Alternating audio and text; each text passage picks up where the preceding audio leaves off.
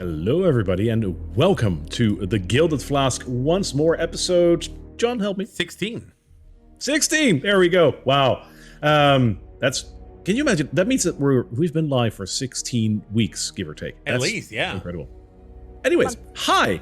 Welcome to the Gilded Flask. My name is Barry, and I will be your dungeon master for tonight. And I am joined with three wonderful people. Please introduce yourselves.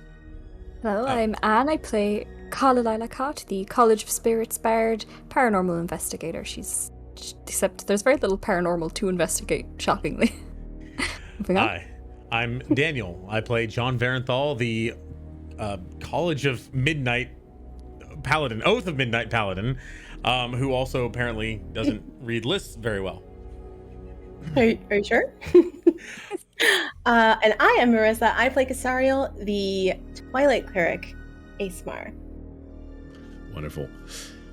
If you've never visited our place before, then you have been missing out for 16 weeks. Oh my, 15 technically, because you are here for the 16th. We post weekly recordings of our playthrough of The Curse of Strahd on YouTube, and we stream it live on Twitch. For those of you that are joining us right now, hello and welcome.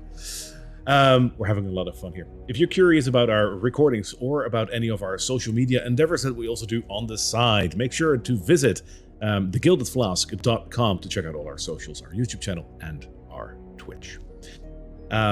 We have a couple of awesome people that we'd like to shout out for their endeavors in making our playthrough absolutely amazing. And those are in no particular order: D. Chandra and Paradox for the amazing character art that we have, Pyram King, James RPG Art, and DM Andy for the great content and maps that we are using, as well as a really saucy homebrew place that we have just visited last week. Thanks for that, Andy. That was great. Tabletop Audio, Scott Buckley, Phoenix Music, and Alexander Nakarada for the great musical scores that we're using, as well as, Marissa, help me, who was the guy that made the song for you? I forgot the name. Alex will put his name in the chat. I totally put you on the spot there, didn't I? I'm so sorry. We need to add the intro, yeah. Yeah, I'm going to have to add that to my list that I'm secretly looking at right now. We're so professional here. But yeah, we now also have a really good song made to some original music. It's actually our song. Well, technically your song, Marissa, which is great. So we'll add that to the list as well. But Alex, thank you for making that. And with that, let's head into the tale.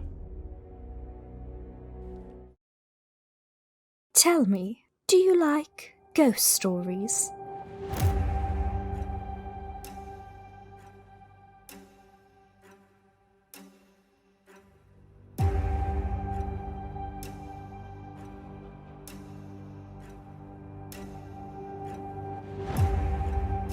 I've been investigating people vanishing mysteriously into the night, never to return. It looks like I've found out where they've been.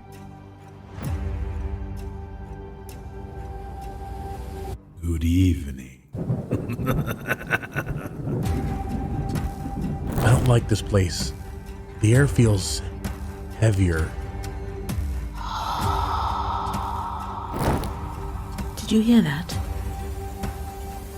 What do you mean he's watching?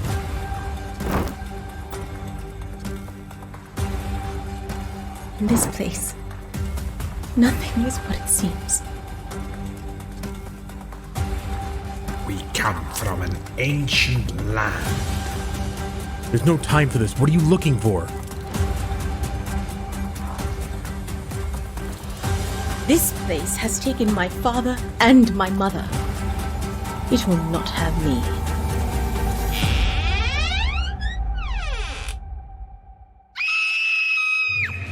We gotta move, now. Oh, I do love a good mystery.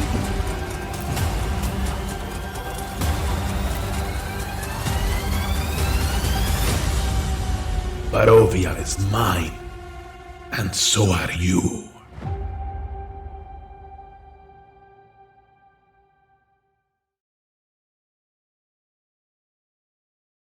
Oh. No. Almost ready. I'm still getting my dice. I'm so prepared. Hang on. D&D. Hi. Thank you to all the people who have been so gracious as to raid, subscribe, and be a part of this community. Thank you so much for supporting this community. You guys are absolutely amazing. 100%. Yes. And as I say every single week, wow, that intro though. I love it. Made by our very own Marissa, aka Cassariel. She's doing absolutely amazing. That intro is just, it's legendary. I love it. It's like watching a Netflix series. Really enjoying that. So, not that bad. Where did we? Oh, So where God. did we? Where did we leave off last week? Last week, you guys came back to Vallaki, right? You weren't in Vallaki just... Oh, you entered Vallaki last time. So you had a sleepover at the inn. You looked at the book, and that gave you another chapter that you looked at, which was an intriguing bit of Castle Ravenloft that you looked at. Nobody recognized us. And nobody recognized you. But then again, you also thought that you were still a lieutenant. Which was great, by the way. That was fun. We could've gotten a promotion, you don't know. Sorry. You never know. True. And then you visited Larnak Publications, one of the locations that you saw while you were walking through Vallaki. And you learned that that is a print shop, the only print shop in town that makes all the flyers and whatnot around Vallaki. And on the side, it just totally runs a brothel, which you found out, and you went down. And if you guys haven't seen that from last week, check the clips, check last week's episode as well, because oh my god, it was great. Things happened, and like, you know, it was barely Twitch appropriate, but it was fun. I had a bath. That's a way to put it. And after that, you ran into Lugari. That's a really important part that I want to add in. You noticed Lugari, who from episodes back stole their items when they entered Barovia. And after your escapades at the Sanguine Rose, the brothel, you decided to go back out. And that is where we left off for last week, didn't we? You were on your way out. Yes. Oh, looking forward to this week. So, let me grab that for you.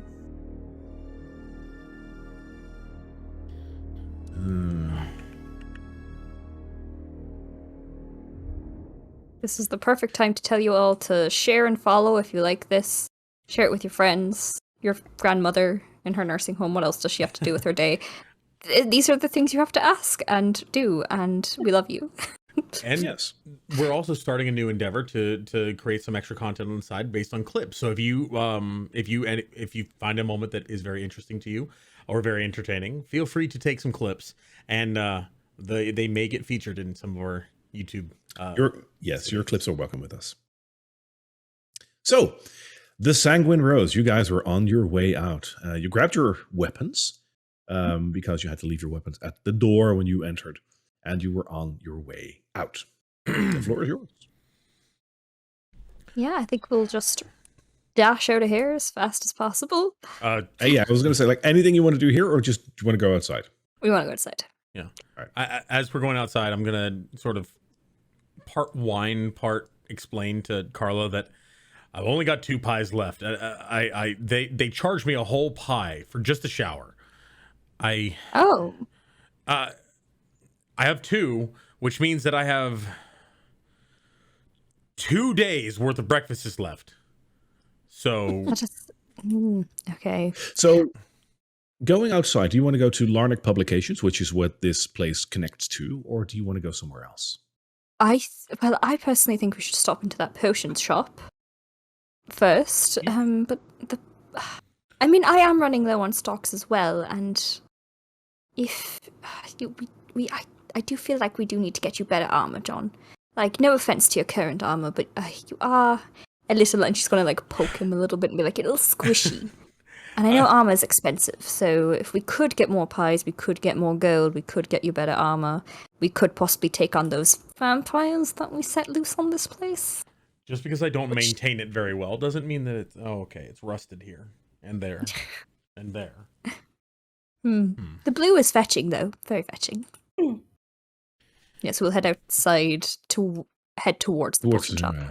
Owner, as we're going out, we don't have to actually stay there, but I want to tell the owner of this publication establishment, he has either a very terrible garden downstairs or a pretty overcrowded bathroom or bathhouse. He will just he will give you a very broad grin and says, "Well, I am sure that you will come again." I don't understand. Anyway, bye. Of course, John doesn't. You head out into the streets, and a couple of streets further down the road, proverbially, you get back to the Vallaki Town Square, which is close to the main entrance to the city. The one that you have come to for the very first time when you came in. This is where you left off. This is also where the potion shop is. Here I am trying to move Cassariel's token. Okay, yeah. It's gonna head straight towards the potion shop, towards the entrance of it. Pop in, Right. say hello to the girls. I'm going to. Inside the potion shop, there's a villager just browsing, and Anya is still tending the potion shop. Hop over to Anya's desk, hand up, chin up on the desk, looking up at her, and I'll produce the vial and sort of slide it over and be like, I believe you were looking for something like this, and we had a little deal for it. Her eyes widen at the sight of the bottle. This is a bottle of, well, just about as holy water as you can get, taken from the water over at the city of Kresk. Water itself gives off a slight luminance, not too much, but like you can just see that it's not normal water, and if you know what you're looking for, you would recognize this immediately. Anya's eyes widen seeing this bottle, and she says, "You've went all the way to Kresk to find this? Wow." I mean, we had another endeavor over there that didn't end so well, but this is a nice bonus. I'm glad. It's wow.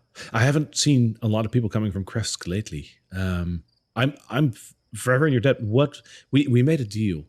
What did I promise you for this? Because like this is very important to me. Potion of mountain strength, I believe. Yes, you did indeed. Let me go ahead and get that bottle for you. Wonderful. She just reaches underneath the desk, and she gives you the potion of cloud giant strength too. Yes. I'm going to take it and then turn to John and be like, I have a gift for you. Here you go. And turn back to her. So the swirling liquid in this potion, it's a rather sizable bottle. It's like a couple of gulps to take. The liquid in it looks slightly bluish and has like a faint like cloudiness to it. It looks like a solid matter, even though you can clearly see it's a liquid. This looks and horrible. Just out of game, if you drink this, your strength will be 27 for an hour. So anyone's strength will be 27 for an hour. Anyone who drinks it. This looks absolutely disgusting. Do I have to?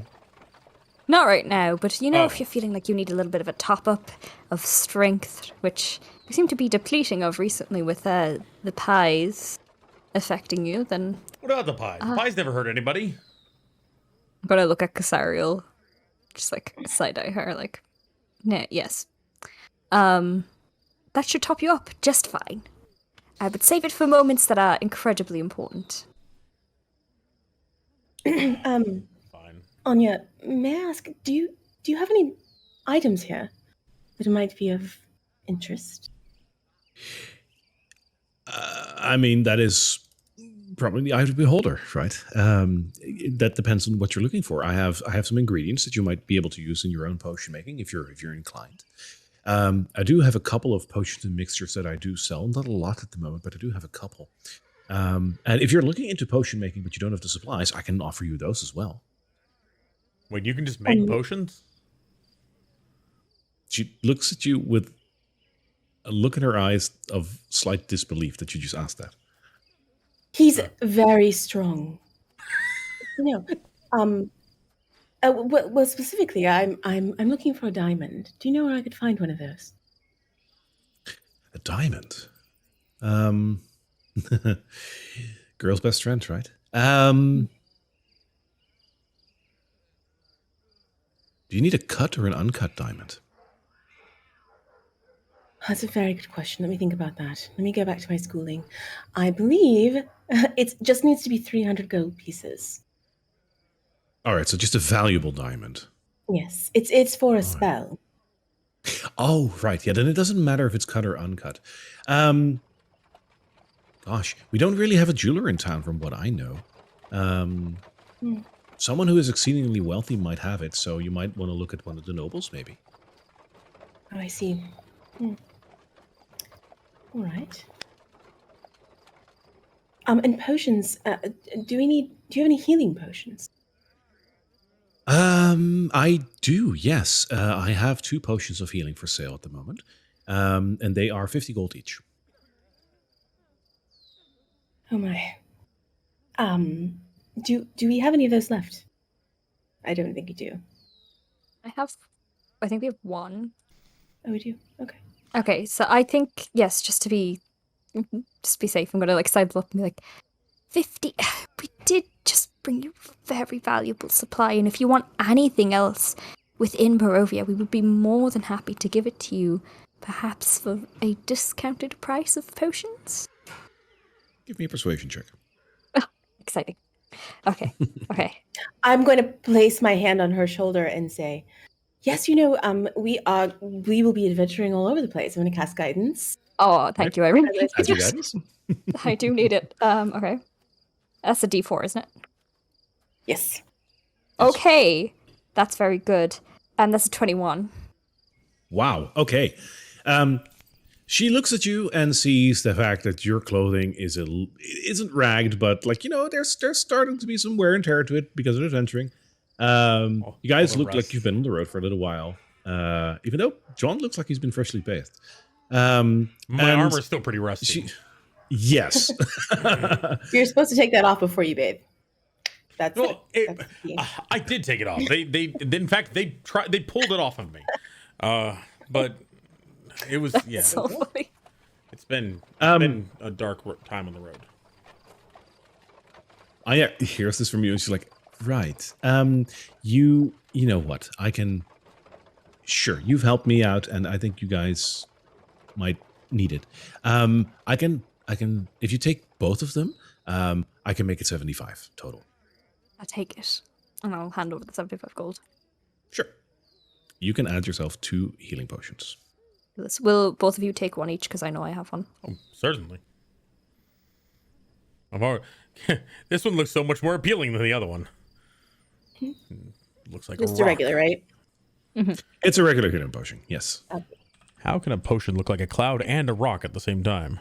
And I still have enough to get you your diamond for when that comes around. Ooh. Fun. I do have this cloak. I don't suppose you'd have any need of this if I would want to sell it. What kind of cloak is it? I take the cloak out and I show it. It's a beautiful cloak with gold embroidery that I got from, I believe, the Death House, and it looks like it's worth about 250 gold. Yeah. She looks at it and she says, that is very fine material. I personally don't need that, but a little further along the square here, there is the Habendash, a clothing shop. They might have a use for it. Thank you. Monks. Hagendas. Strahd. Not affiliated. No commercial. No ad. Been wonderful chatting to you and doing business with you. Again, if you ever hear that we're in town and you need some ingredients, let us know. And I'm going to slide out towards the Häagen-Dazs. Yeah. Oh yes, we're headed to the windmill, so I don't suppose there's anything there you would need since we're going, or along the way. From the windmill? No, I don't think so. No. All right. Well, thank you. You're welcome. Okay. All right. So where is this haberdashery? Around the I know we square, did you spot see a it couple. anyway. Yeah, around the square, there are a couple of shops. One of them is the blacksmith that you visited before. One is the bookshop, and then there's a couple of shops that you've seen the signs of, but you haven't visited just yet. The one adjacent to the blacksmith, so directly north of it, has a sign that looks like it says something along the lines of Hab and Dash. Yes. Does it have any pictures of clothes on it? It doesn't, but on the outside there are a couple of like windows that are perfectly displaying some dresses, which makes you believe that this might be a clothing shop. What time of day is it? It is getting close to the evening. Okay. Is there a sun out at all? Any light? It is still light outside. You can't see a sun though. It is mostly cloudy today. All right. Should we pop in there and see if they need the cloak? All right. Sure. Is it this building here? It is. Okay. As you get close, you see indeed a couple of clothing being displayed in the windows.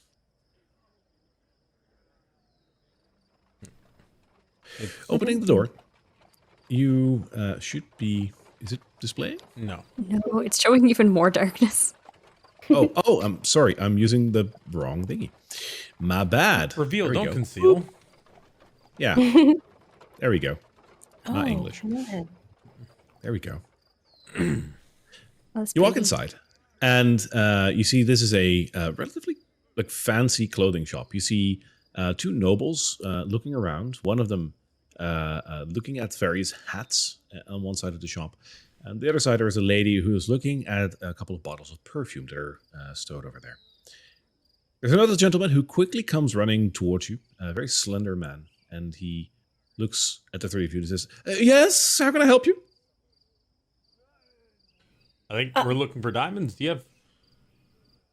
No, John. No. We have the most gorgeous cloak that we have managed to acquire on our travels around Barovia that really we have no use for. I mean, look at us. We are adventurers, hard workers, and something like this needs to be displayed. So we were wondering if you're in the market for something like this. Show him, Cassariel. In fact, model it. I think it would look much better when it's modeled. Yes. Well, I can't fault that you would for be your hilarious. sense she's of honesty. As she's saying, show it, Cassariel, I take it out and I like fluff it, and then she says, model it, and I give her like kind of the side eye, like, and I like put it on, and Model it for us, Cassariel. I use thaumaturgy. My eyes glitter just a bit. How wonderful is this? He looks at the cloak and says, that's looks like a relatively decent quality. It's from a couple of years ago, I think. The gold threading. Did you see it? Isn't it gorgeous? He gets a little closer. Can I touch the fabric, please? Is Of that me? course. As he does, I use thaumaturgy again to kind of increase like the flickering light so that it catches the gold glinting. I love it, but I need a deception check on that to see if that works. Oh no. You can do it. All right. Ooh, okay. Yeah. That's not bad. I mean, I will not fight the fact. I will not fight the fact that the effect takes place. I just want to make sure that it also does something to Oh, it. 13. I'm terrible 13. at this. He looks at it and he says, "Oh right, okay. Gotta do something about that lighting in here. We need to fix that. Good quality fabric. Yeah, I should be able to purchase this from you. How does 150 gold sound to you? I just look at Have you- Carla. Have you ever heard of the family?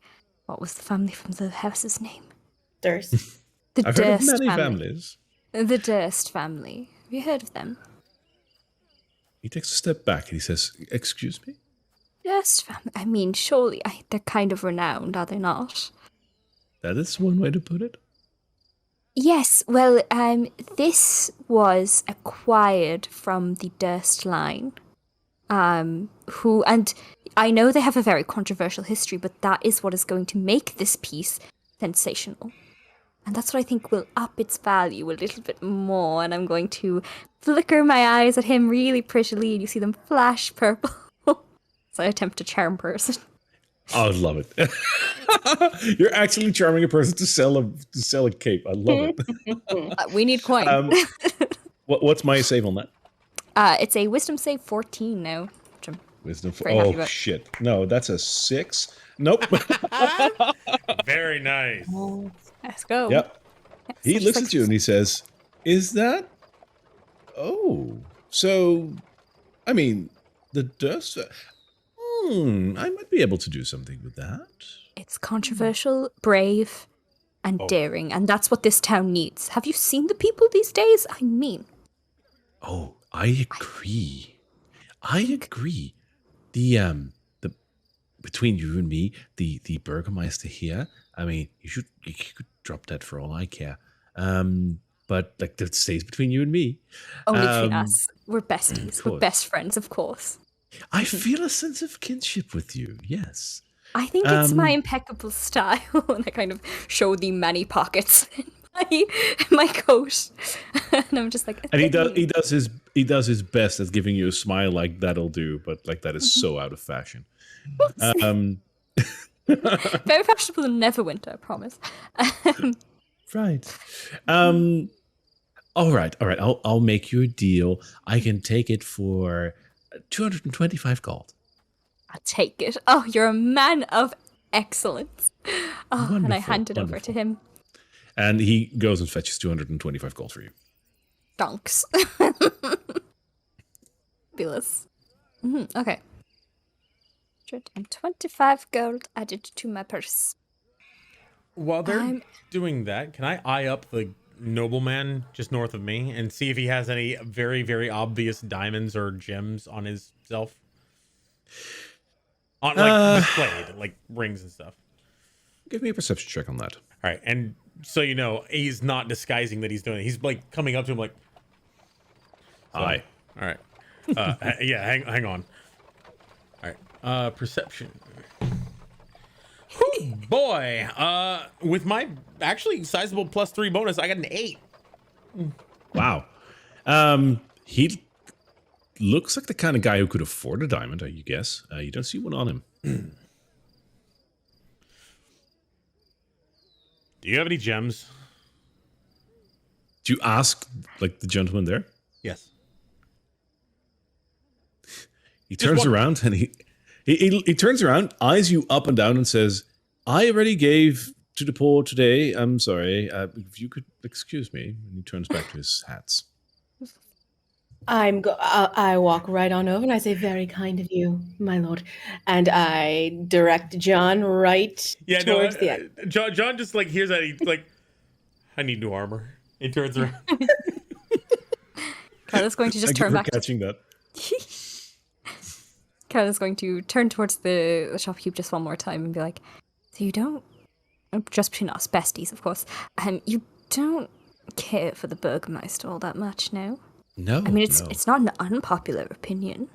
I've seen many people have it. Oh, there's people. Of course, speaking out publicly against the Burgermeister is dangerous. I mean, you've seen the stockades outside, haven't you? They're awful. Ugh, poor Yes. people. I'm not made for standing in that. It does terrible things to my hair. So I prefer to stay in here and just stay with my personal opinions. But I mean, the one that really doesn't make any excuses about how she feels about the Burgermeister is Lady Wachter. Lady Fox, you're kidding me, huh? Oh yes, Lady Wachter openly defies the Burgermeister. She hates his guts.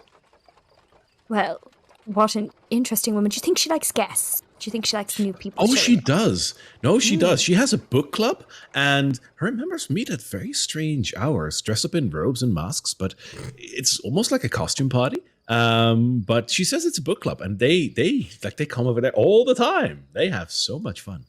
And where would I As- find them?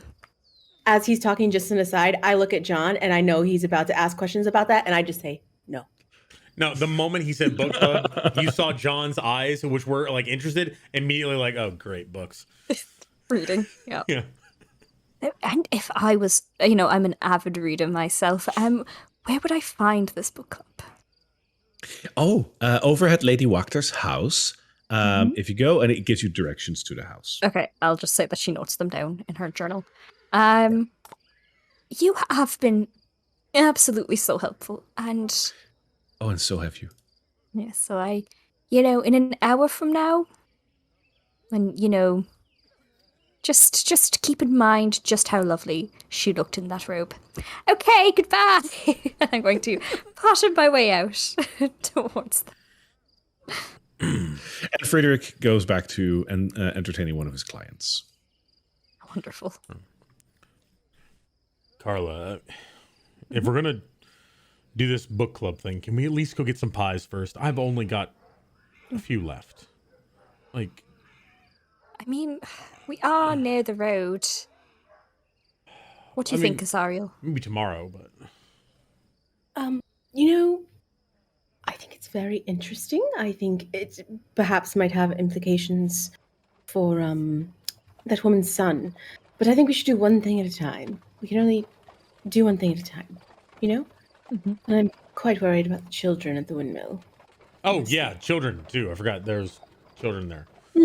Right. Were we getting them Managed to- toys? There was something about toys earlier. Did we have... We bought a lot of toys to give to them, yes. Fantastic. Yeah. Okay. Children at the windmill, and it will increase our pie stock, and that will increase our money, and that may get you your diamond and John his new armor, and perhaps I'll take this back to like a tailor. It really does need a bit of touch up. So You just exited the tailor. but I imagine he costs a lot of money. Oh my god. You haven't asked, but assessing from the looks of his shop, yeah, good point. Yep. Charlotte wants that to be like chump change as opposed to like most of her wallet. So, Fair. yeah. As we're walking out, what is the building on our right? So north of us. Like, does it look... It definitely looks like a shop because there is a sign out, but you see a whole lot of like random stuff lying around it, mostly wood. Yeah, you're standing close enough, by the way. Like the sign that is hanging over there says the cart and wheel. Do you think they have horses? I mean, everything seems to be within like walking distance. We haven't actually had much resistance on the road.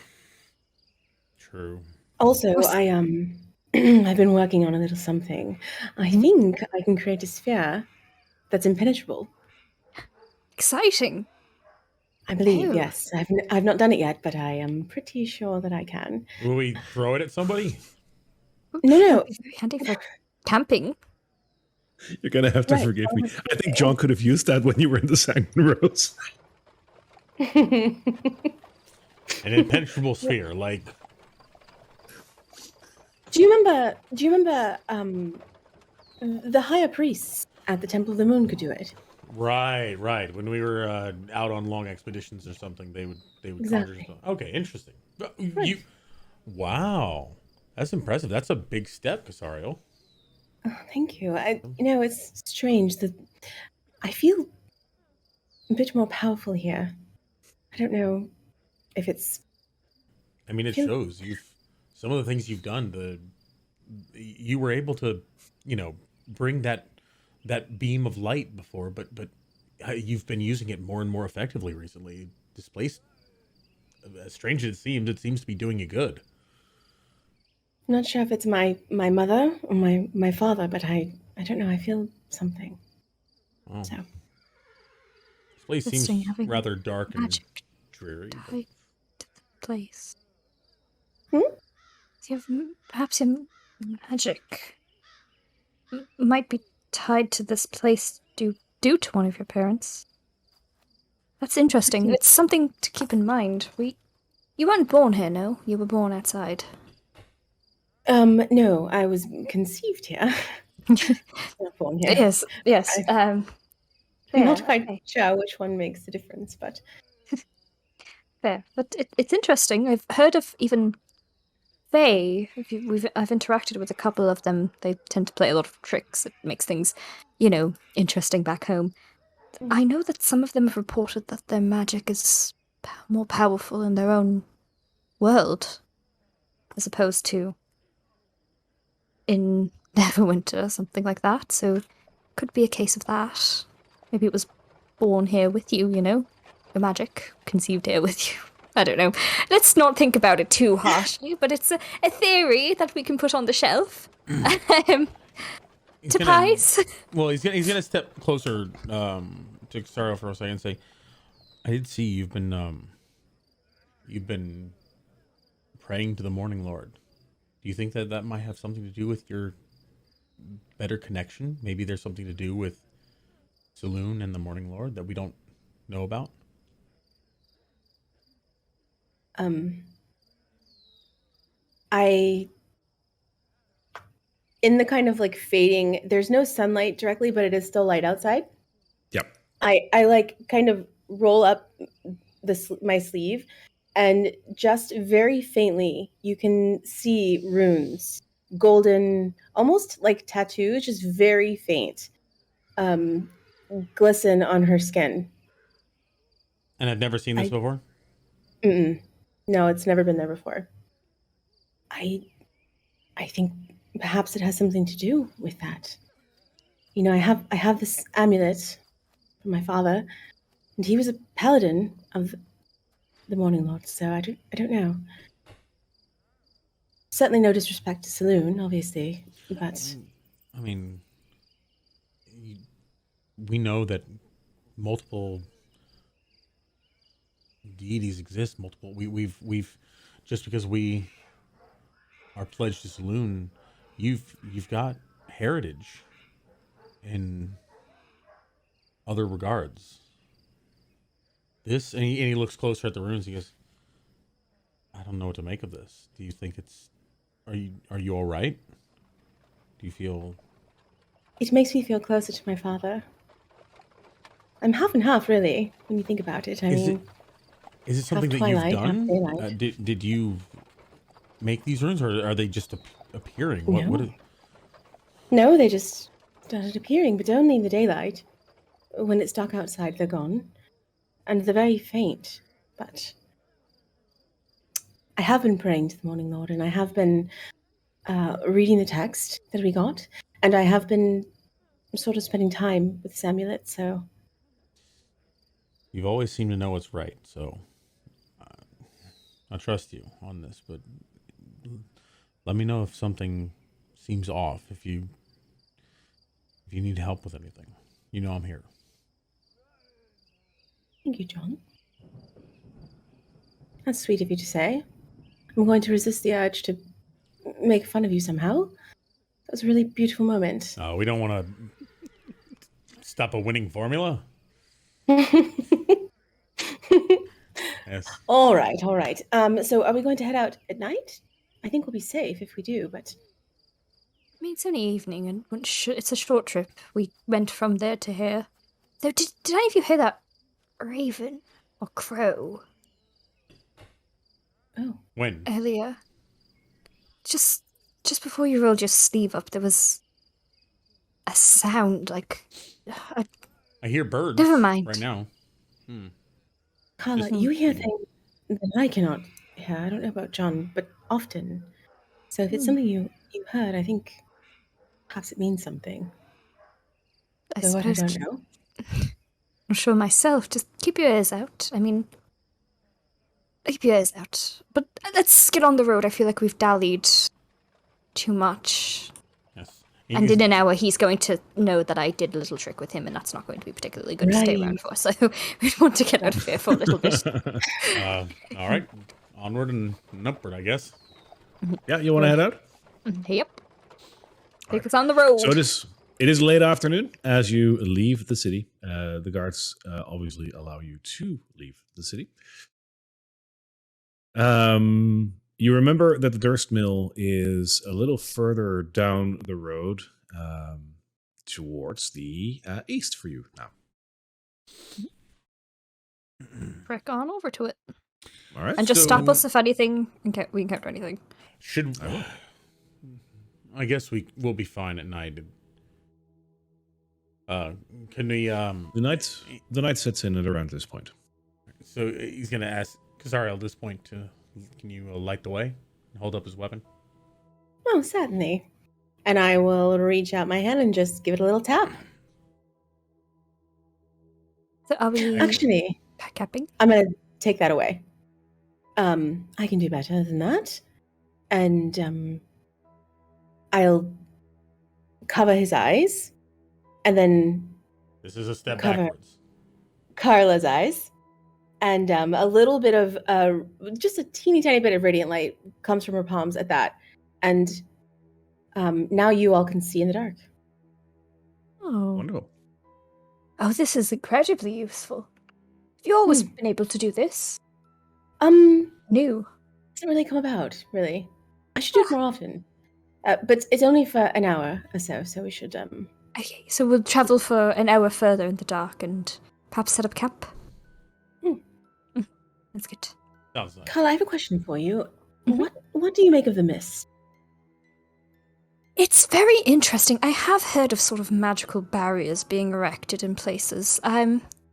You remember the man who helped us through the portal, Mr. Gregoris? Yes. Yes. His lands is kind of similar. There's magic surrounding it that kind of stops mostly bad things from entering the land as opposed to much leaving it. But again, it is possible. It's tricky magic, but possible if cultivated. And we did see, Strahd seeming to offer himself up to the earth.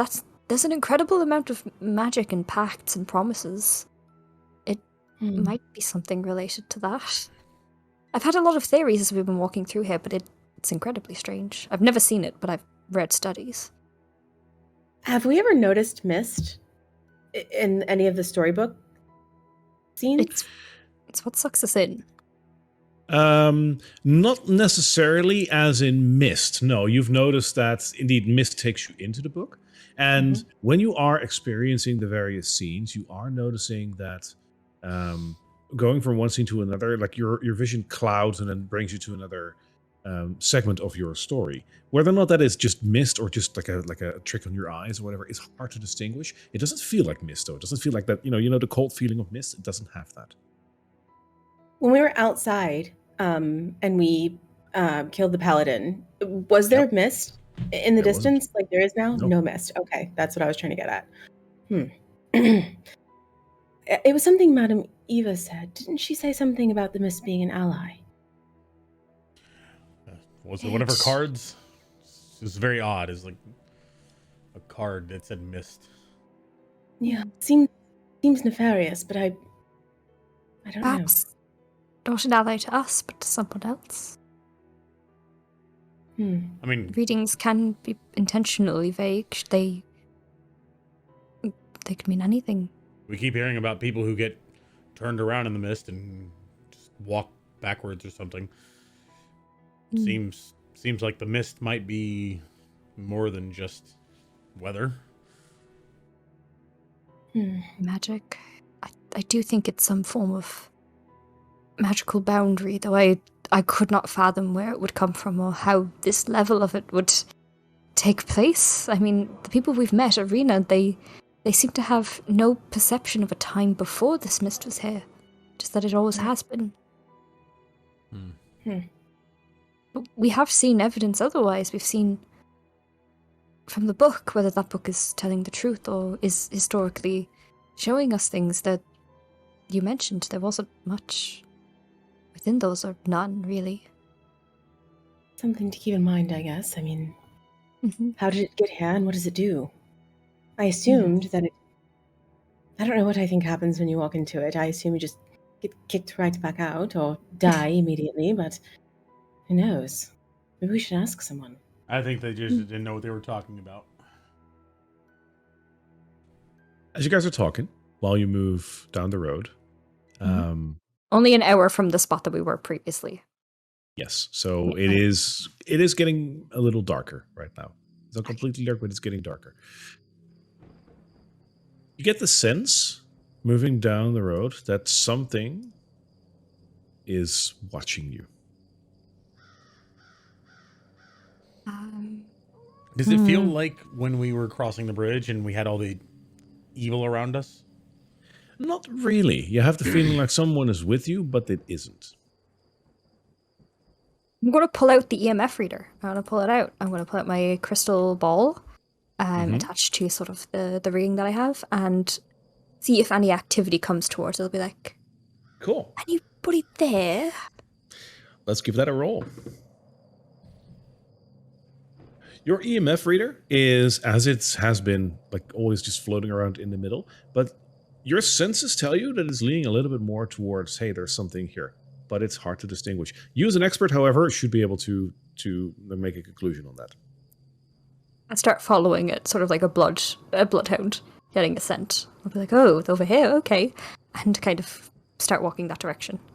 It feels like it's towards the crossroad. The Hey. game is paused.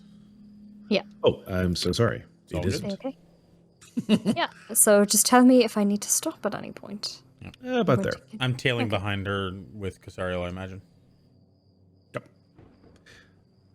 Right in front of you, Carla, as you get closer to this crossroad, within the mist, a face pops up. And attached to that face, a body materializes. In front of you is a ghost, floating exactly in the middle of this crossroad. Oh, hello. Can you speak? Can you talk to me? Do you need methods to talk to me? He slowly looks over at you, and then he looks over your shoulder at Cassariel. Cassariel, do you look back at it?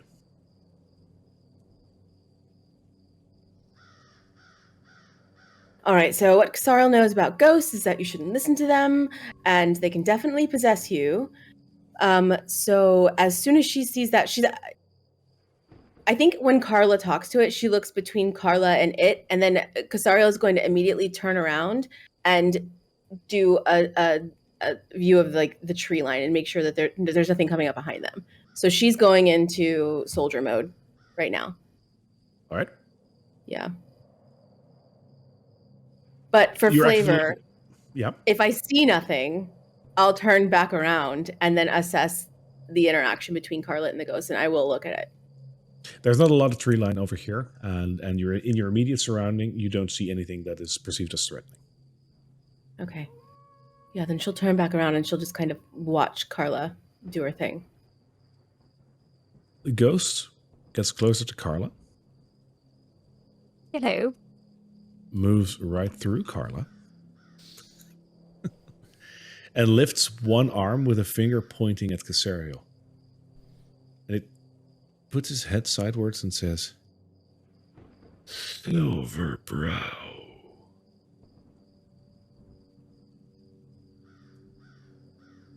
I'm going to edge Sorry. slightly in between them just to like interpose a bit. Cassariel is frozen. In this moment, were they not in Barovia, Cassariel would have already begun to fight. But she's always got her mother and her father in the back of her mind. She doesn't know whether they're alive or dead, and so she's just frozen. I think she's just absolutely frozen. all right. And John is going to say, "Are you a knight of Argentvost?"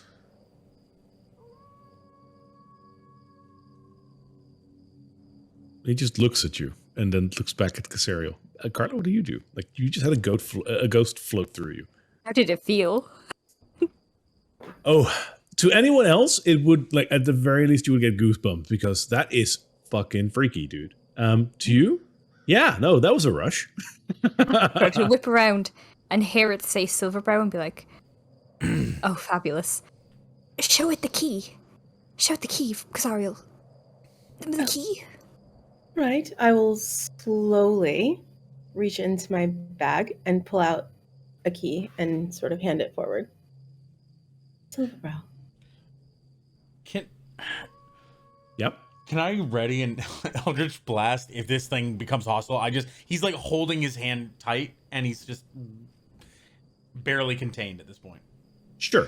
All right. Sure, you can. So if he does any aggressive behavior, you will unleash an Eldritch Blast. Right. Yeah, if he like starts swiping at or becomes a lot more scary very quickly. Yeah. All right. The ghost inches closer. You're holding the key out like just stretched arm, right? Mm-hmm. Kind of like in my hands and showing the crest. Okay. The ghost reaches out for the key. And then all of a sudden, his face just turns angry. And he says, You shouldn't be here. And he tries to attack you. You can do your Eldritch Blast, and then you have to roll for initiative if he doesn't die on the spot. Fabulous. Okay. So that is going to be 2 beams. Alrighty. I'm just going to roll to hit with both of them. I don't have any other targets. Sure. I got a natural 1 on one of them and a 16 on the other. The 16 hits. Question: if I'm within, screwing myself. If I'm within 5 feet of him, did I have to roll with disadvantage? Yeah. Okay. All right. So I'm not even gonna roll for the natural 1. I'm just gonna this one. If this is worse than 10, 17. So the 16 still holds. Still hits. Yep. Cool beans, and that will be a D8. And it's going to so John, it's going to be 5 damage, and I can't really pull him anywhere. But John essentially has been holding this, and as soon as it like starts to lunge, he flings out his hand, and this like wavy, this wave of energy comes out partially from his mace and strikes this thing, like kind of like tries to pull it closer to him. That's it. Awesome. All right, so 5 damage, and you can now roll for initiative. Yay. Got a 12. And we need some music for that. Let's go. Oh yeah, good music.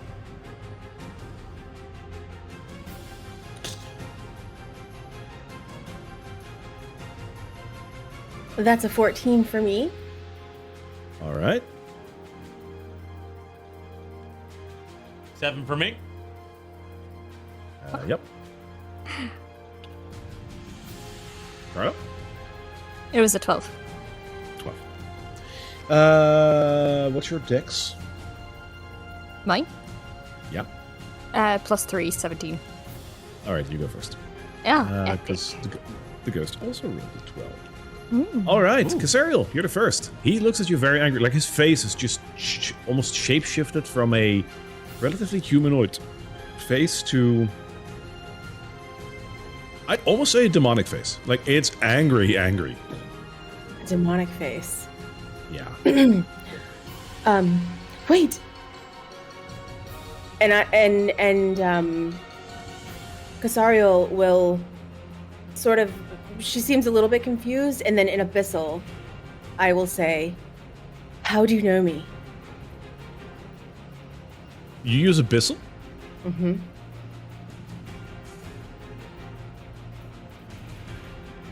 He replies in Abyssal. Holy shit. And he says in a very clear voice, you look like the other one. Don't hurt it. Please. Really? I need to talk to you. Please. Hey. He's my full support. Still in let Abyssal. you be. Yeah, still, like, I'm using the other voice. I cannot let you be. Where is the other one? My mother. Where is she? Please. Please tell me.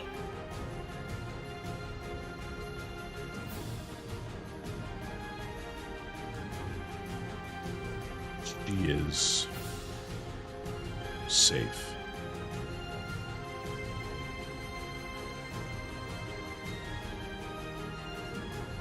So you guys are watching as Cassariel, like, the purple of her eyes just drains to black, and she is speaking like just abyssal, right? You just watch these two having this exchange in this like demonic language, Right. But you did tell us to not hurt it, right? I did. Okay. Yeah. Oh, You I don't can have one to up fight that. one another. There we go. Oh. Please. You're cutting out a lot with that. Oh no. Oh, I see. Yeah, no, we're not using that. No, we're going back to black. There we go. Okay, that works. We don't have to fight one another. We can part ways.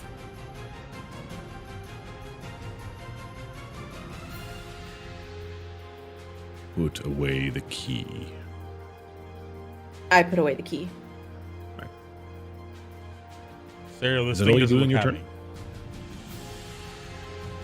One moment, John. No, go. If you want to say, like, I'll allow you to say one more thing, but that is the extent of your turn. Yeah. So I will just put away the key and I will hold up my hands, like, sort of like in a peaceful gesture.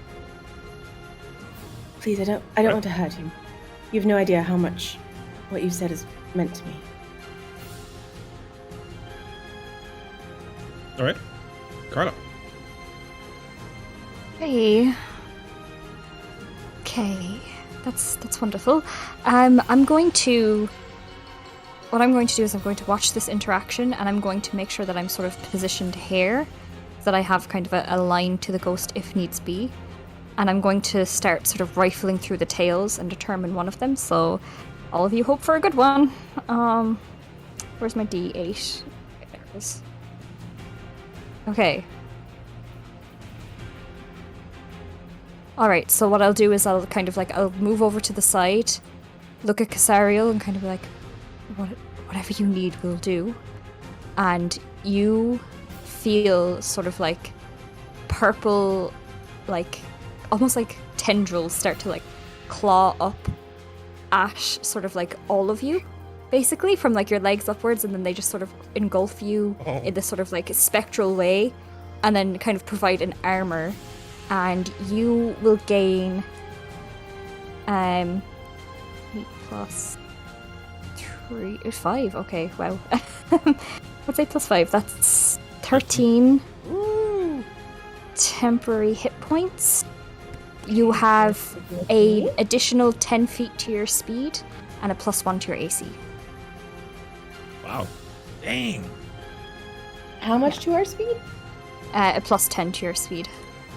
Okay. That's a good story. Yeah, so like That is a great story.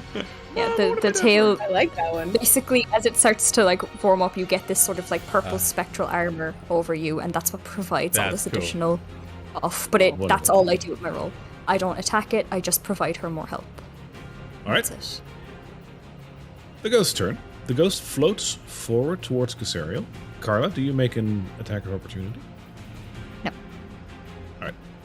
It floats forward, and it reaches a hand and puts the hand on your, with all due respect, your chest. Breastplate. Well, exactly, on the breastplate.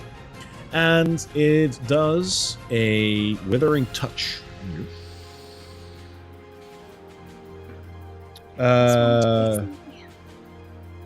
Which is a 16 to hit. Doesn't hit. Right. So that doesn't do anything. However, in touching your armor feels weird, cold. It doesn't do any damage. It doesn't do anything. It just feels cold. All right. John.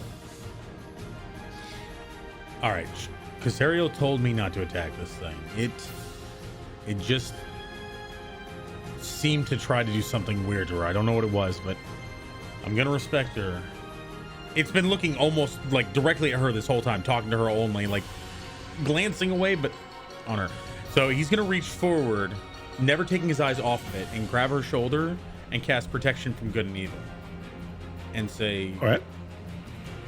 "Be careful." And he's gonna hold his stance and keep ready against this thing.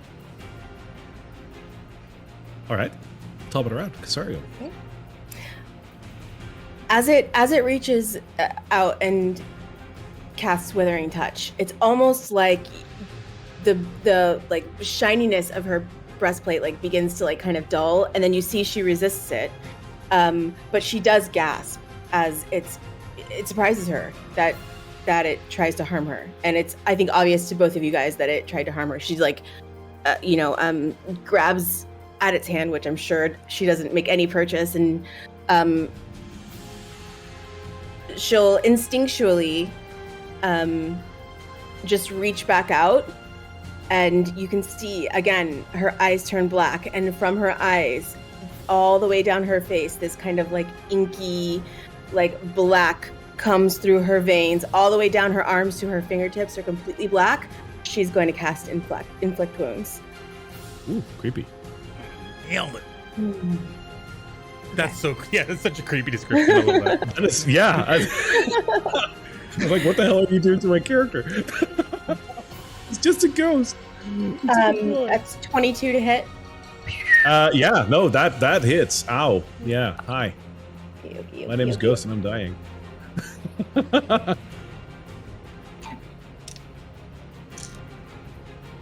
Ooh, okay. 8.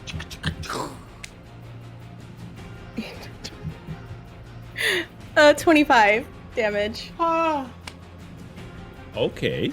Bro. Barovia. Am I right? The one thing I have, okay. So that's 25 points of what?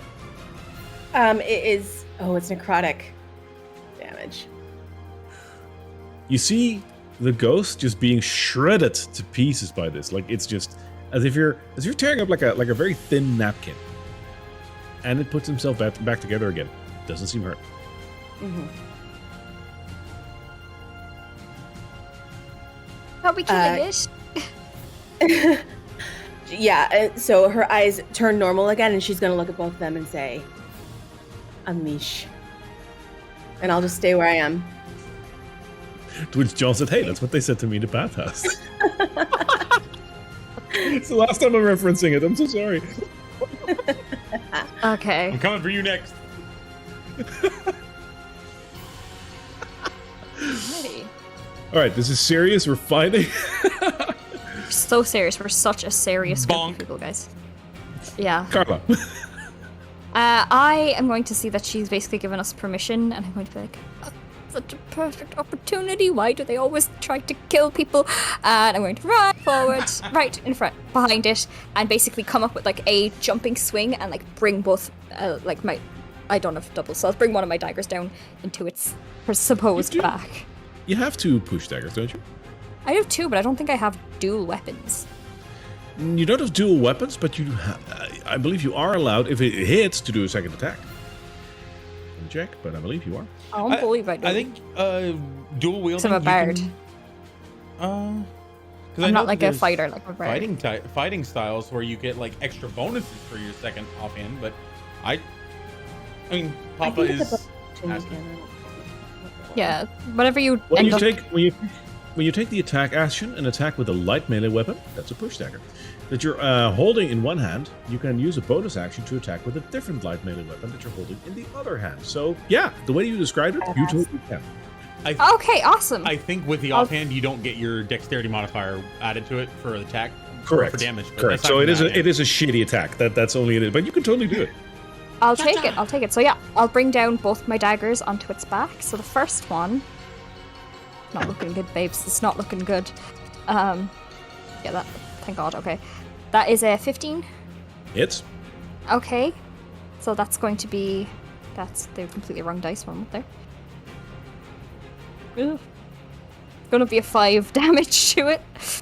All right. And the second one is very, very good. That's 21. Hits. And that's going to be another 5 damage to it. So that's 10 damage in total as my daggers come down. Are you applying your sneak attack? Yeah, no. Should I take a level in rogue for that? I've been thinking about that She's recently. already so roguish. I've been thinking about it recently. That would be fun. Yeah. That's what I do. I basically come up, jumping, swinging down its back with the daggers for Alright. 10 damage. And you shred just pieces of this ghost like apart, like it's looking more like a shredded sheet in parts of its body. Mhm. That's it. And as I sort of, I'll pull over towards, like, more towards John, not out of its bear, but I'll pull more towards him. All right. That's what I'll do. You can visibly see the ghost being pained by this, like that hurts. So he arches back and uses that arched momentum to lean forward and again attack Cassariel unrelentingly. Both of his hands going forward now, and he tries to again do a withering touch on you. For a one more than last time, 17.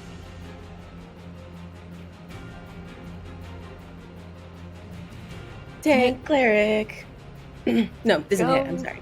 Doesn't hit. All right. So again, he touches your breastplate, and like you described, it dulls a little bit. Like it kind of looks like it dulls, but it doesn't do anything.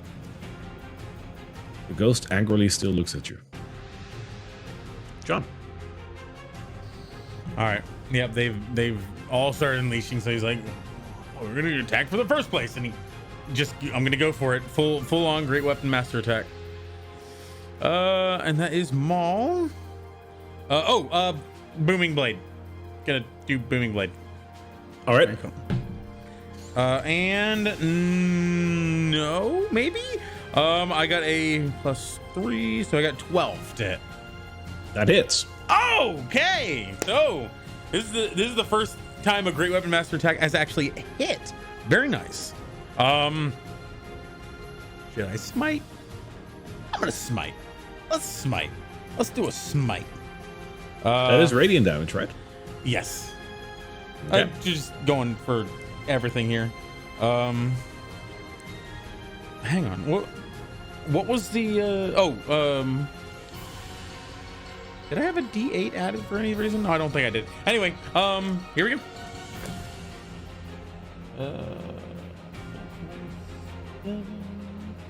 7 + 9. With the extra D8 for bad people. Extra D8 for Booming Blade. Yeah, that was it. Right. So that is +14. So 4, 7. That's 21 damage from the regular hit. It is also a magical mace or weapon, by the way, and another 9 there, and 2. So 11 extra damage for the smite. 11 so extra damage for the plus smite. 11, so that's going to be 32. All right. Yeah. The weapon itself hits the ghost, and you notice that because it is a magical weapon, that it actually does connect pretty well with the ghost.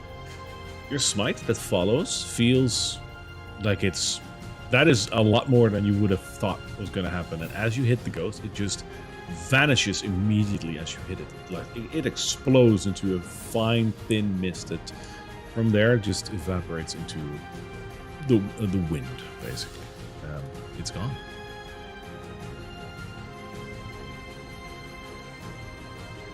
Are we out of initiative? Yes, you are. Okay, I cast Fairy Fire around us so that if anything is there, we'll see it. As you cast Fairy Fire, 3 creatures slide up. Oh. Dear. Being yourself, Carla. Damn you. So yeah. Curse you, Perry the Platypus. So just a quick little minor retcon is I actually used a 2nd level spell slot because it's the only one I had to do that, which would have added another 34 damage. Anyway. Oh shit. Sorry. Yeah. Oh, Jesus Christ. That's the first Great Weapon Master attack to hit for me this whole campaign. Oh. What a hit. What? What was that? You'd say when you were all like black eyes. What did it say?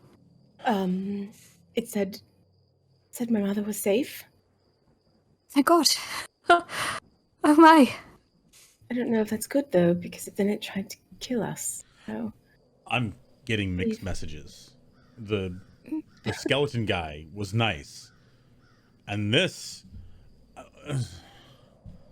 you can't. It's like you can't trust a ghost. Were you able to get anything from that, Carla? I know you have your ghost thing that you do.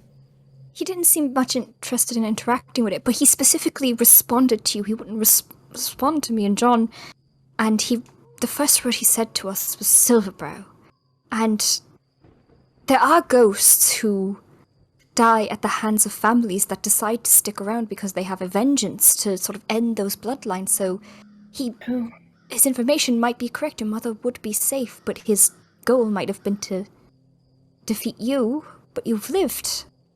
So it's unfinished business. But that doesn't matter. What matters is there is hope of finding your mother, and she must be here if he was able to know that she was safe. is there Your mother could anything? be here. Is there anything, Carla, that you can detect around here that I don't know? Why would the ghost be here? Don't they usually stay close to where they're buried or not buried or something? So usually it's wherever their body lays or where a specific item that is incredibly important to them lays. So I'll do a scouting, and I'm going to be incredibly safe when I do this. What I'm going to do is I'm going to go invisible and scout around, and I'll come back to you and see what I find. You two set up camp. I think that would be the best use of our time here. But that's what I'll do. I'll go around with my EMF reader. I'll go with my and you see her get like actually excited, but then she kind of looks back at like Cassariel and the mention of like her mother and tries to like tamper it down just a bit, and I'll do all my business. So All right. you two set up camp, and if you hear screaming, I'll message you so you know where to go. Carla, be careful, because remember, we were in the coffin place and you got yourself into a bit of a problem. Just, Don't touch. I guess, just be anything. more careful. Just assume. Don't assume. I don't know. Be careful, okay? I'll stay within a range of you. I won't go too far. I'll be careful. I promise. But I think it would be safer for all of us if it was one person scouting ahead, sort of around the area first. I'll grab some firewood. Cassariel, I guess you do your thing. I was thinking we should perhaps keep an eye on the horizon, make sure nothing else comes upon us. Do you think? Is it? How big is this rock to our left here? It's not unscalable. It's just a couple of big rocks, but you could easily walk around it or scale up on top of it. Like that's not even a climb. It's just like a couple of jumps up, basically. Do you think it'd be better to actually make camp on the high ground up here so we have a bit of a lay of the land around us? Well, if there's the thing is that it's not a complete sphere. It's more like a bubble, and so we have to have a solid ground for it to work. Okay. I guess we should at least go backed up to this thing. Can you make it close to the stone? That way nothing can easily get behind us. We have some cover. Certainly. Right. I'll start getting firewood, and he goes off to the nearest tree. All right. Carla's going to pull out a new shiny object that she hasn't used in this campaign for plenty of times in her own personal investigation. And this would be her weighted compass. So compasses infamously have like iron and magnets and stuff like that and get affected by stuff like that. So what she's going to do is basically watch this and see where it starts getting sort of drawn to as she turns invisible and starts scouting around the area. And with the added benefit of Cassariel's like thing. Awesome. Great. So she should And what be a able to good see a little timing. bit. I've been waiting for you to use this item. I'll use the weighted compass. There you go. As you pull it out, the weighted compass is just going like berserk all places. It's just like it's adjusting, if you will. As you walk it around, you notice that it sort of points towards the large rocks that you're close to. I'll sort of start scampering up onto them a little bit. Sort of get up The around arrow? here. Yeah, the arrow remains towards the northeast. So am I going the right direction? Oh, yes, I am. Okay. You are. Yeah. So as I'll sort of keep going. I'll be very careful of my footing as I'm sort of scaling back down here. It's not too big. It's pointing dead east now, and as you come down this rock, you notice that there is a skeleton lying here. It looks battered and broken. Like this thing is not going to get up. Okay, I'm going to I'm going to circle it, really investigate it, do sort of everything that I know how to do from my days back in Neverwinter, basically raiding crime scenes. So that's what I'm going to do. I'm going to basically try to figure out how it died. I want to figure out if there's a presence still by it with the compass. and I'm going to try and determine how old it is. So those are the 3 things that I'm going to look for: ghosts, Cool. cause of death, and age. I will do 2 rolls for that to give you everything. Investigation check for most of it, and the medicine check for cause of death. Okay, so that's what I have to do. Okay, cool. All right. Oh, okay. The investigation came up with a 27. Okay. Yep. Noted. And the medicine came up with 17. Fair enough. All right. For the medicine part, looking at this body, it's old and it's been dead for quite a while because the bones are deteriorating and whatnot. Looking at the location and the way that the body is spread, you kind of feel that this was due to a nature mishap. A bit of rock falling onto this poor, unsuspecting person. They just happened to have been in the wrong place at the wrong time, and apparently the stone has been taken away again already, either by nature or whatever. But there is a definite crushing force to be seen on this skeleton. Mm-hmm. So not a natural death, but close to it. Okay. As for anything you might find on this body, again, body is quite old, so there's not a lot to go on around the body. But you do find one thing in particular, Carla. I find. It's got a key in his hand. I'm going to use my mage hand to snatch that up. Cool. It's a rather sizable key, and it's got some writing on it. The writing say. It says Silverbrow. Is anything looking to attack me now that I've moved this? No. Okay. Okay. I'll keep that floating there with the hand. And what I'm going to do then is I'm going to pull out my Ouija board. I'm going to Cool. just Yes, lay let's it do down and see if anything responds to me. I'll keep the hand just kind of poised with the key. I'm not touching that shit. But I will pull out my Ouija board, lay it on the ground in my invisible form, and leave the push dagger with the hole in it just down. And I won't call out. I'll just see if anything interacts with it. Okay. Ouija Don't my board location, time. The Ouija board. Oh, how I love the exciting. Ouija board. Ouija my board is favorite. fantastic. All right, so you don't ask it anything. You just wait for it to move. Yeah, you see if anything wants to talk first. All right.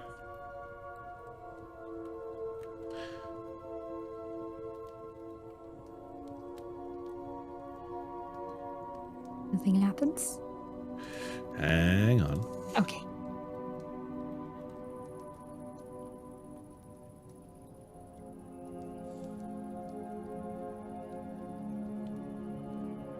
Hey, it should move.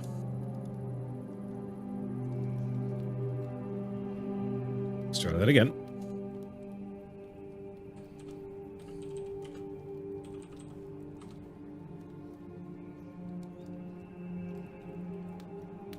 Ah, there we go. I completely missed it. I'm so sorry. All right, it said hi. Hi. Oh. Hello? I'm going to say, and then I'm going to immediately move locations. So, like, if you imagine on one side of the board, I'm going to go, who's there? And then I'm going to trudge over to the other side, just so that if anything wants to hit me, it doesn't know by my voice.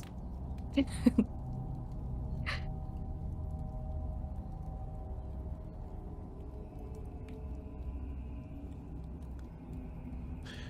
takes a little while, and then it does start moving again. M-E. Funny. Very funny. A name would be great. You know, I might be able to help. Are you a Silverbrow?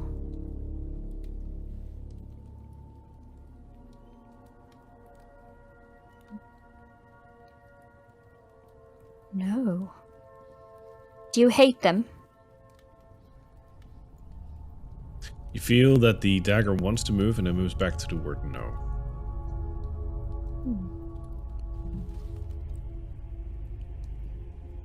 How did you die?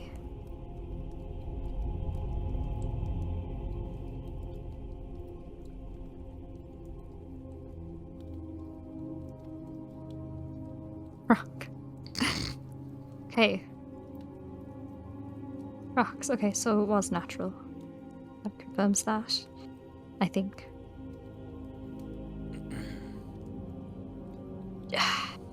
What is your connection to the Silverbrows? If you don't hate them.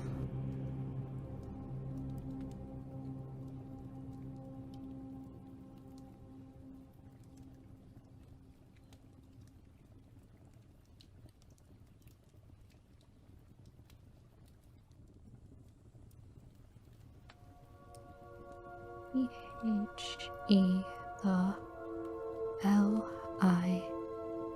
line is at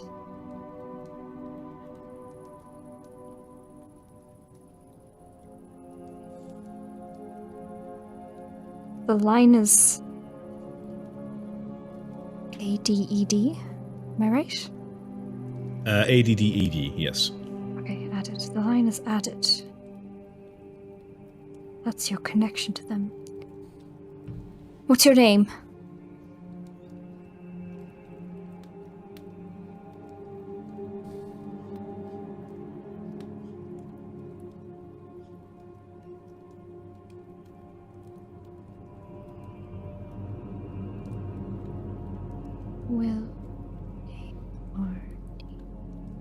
Willard. That sounds really familiar. Really familiar.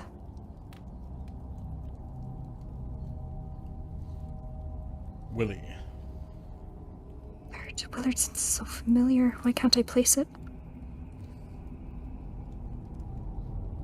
Do you know... What's your mother's name? You heard that in your head, a message goes out. What's your mother's name, Cassariel? Celisaria? Celisaria. Do you know Celisaria?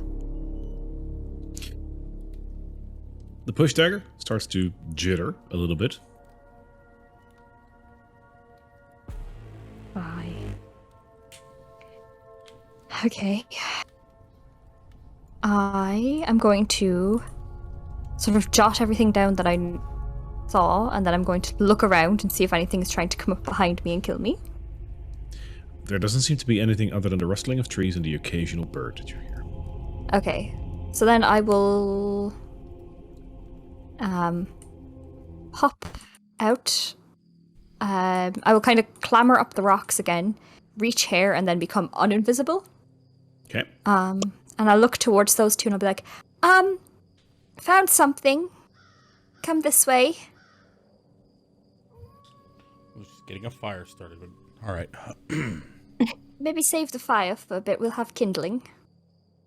So yeah, I'll like scamper back down and wait for them over by the body. And then as they approach, I'll basically be like, so I found this. This is where my compass pointed to. And it seems like this was the ghost that appeared before us. His name was Willard. That name sounds so familiar to me, but I cannot for the life of me remember where. Does that ring any bells with me? Willard? I don't know, does it? It doesn't. Willie. I feel like it was a ghost we encountered early on, but like through the Ouija board again, like by the gates, but I'm not sure. That's out of character, but in character, so I asked him how he died, and apparently it was just natural causes. The rocks hit him. But then I asked him how he had any connection to you and your family. Oh, also, there's this. And I point over to the hand, the creepy, like, skeletal, like, half-fleshy hand that's purple spectral, just holding the key. Also found that. Another key. Cassariel, that key is just literally a copy of the one that you have in your bag. I'm going to take out the one in my bag and I'll hold it next to it and realize.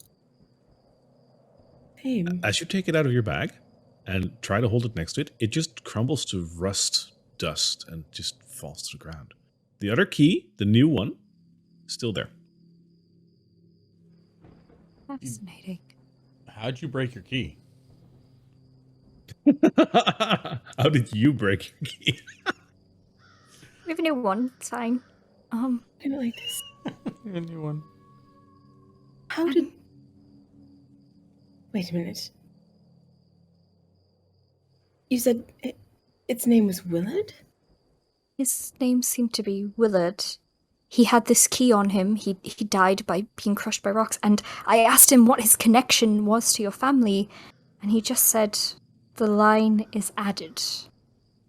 Does that mean anything to you? The line is added. Yes. How, the line is added. No, I don't know what that means. Is added. We need to find out about this Willard person. It could be another connection towards your mother. Is it wearing anything?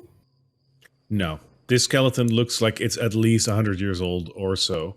Might not be, but might be. But it's old and it's decrepit and it's broken. There's nothing left other than some bones. Well, the first thing I'm gonna kind of like guide Carla away from the rocks, because if this guy died from an avalanche, I don't want us to both also die from that. Okay. This land is it's nefarious. I don't know if there's any connection at all. You know, John, do you remember you got that note or the drawing from your brother? One that I made. Right. Couldn't have been here. We found that when we first came to these lands. Do we still have that? Anyway, It's something. It's not nothing. So, do you think that it was what? It was something brought here by something from our past? I think perhaps we're being toyed with. Well, if he was toying with us, I guess we get the last laugh. He's dead. Not him. Oh. Honestly, I have no idea. I have no idea. Just as clueless, but it's something, and that's better than nothing, and we might be being toyed with, but every game has an end. Eventually. Carla, we're Just not here have to play games. We're doing something serious. I'm going to Such an take ass. the key. Take the key out of the spectral hand. Thank you. Welcome. And I'll let it dissolve back into the ground. You hear like the screams of the damned as it descends back in.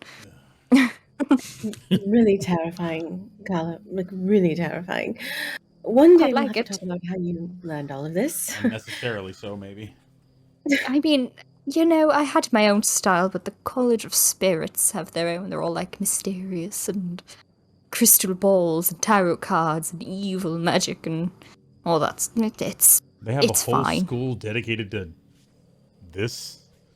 Yes, bards. You know, bards. We are formally trained in order to gain our Right, powers. studying. You lot are formally trained as well. It's just in a different direction, I suppose. But yes, it's rather creepy, and that's, you know, it's cute. It's cute. I think I like it. That's my hand. The dead hand. Anyways, moving on from that. Yeah. So, we have presumably what is another key, at least. So we have that to show people and possibly get more information. Your mother might be safe. It is more likely with the information that we have present that your mother is safe than she is not. Otherwise, we have nothing else. And we need to figure out how this Willard had a connection to her, because it might lead to her, and maybe where she would have stayed if she was safe within these lands, you know? I'm going to take the key. Mm-hmm. And then kneel down Mm-hmm. next to these bones. And I will take off. She takes off her mother's necklace and also the amulet, her father's amulet.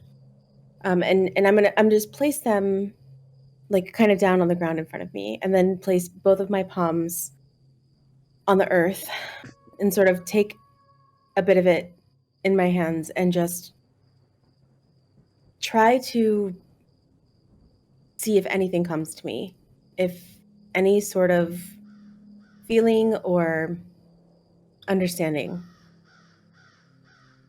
comes to me. You feel a moment of clarity, in doing so, as it is rather quiet.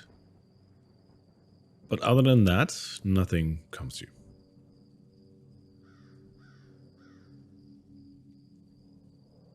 Just gather everything back up again and sort of look behind her.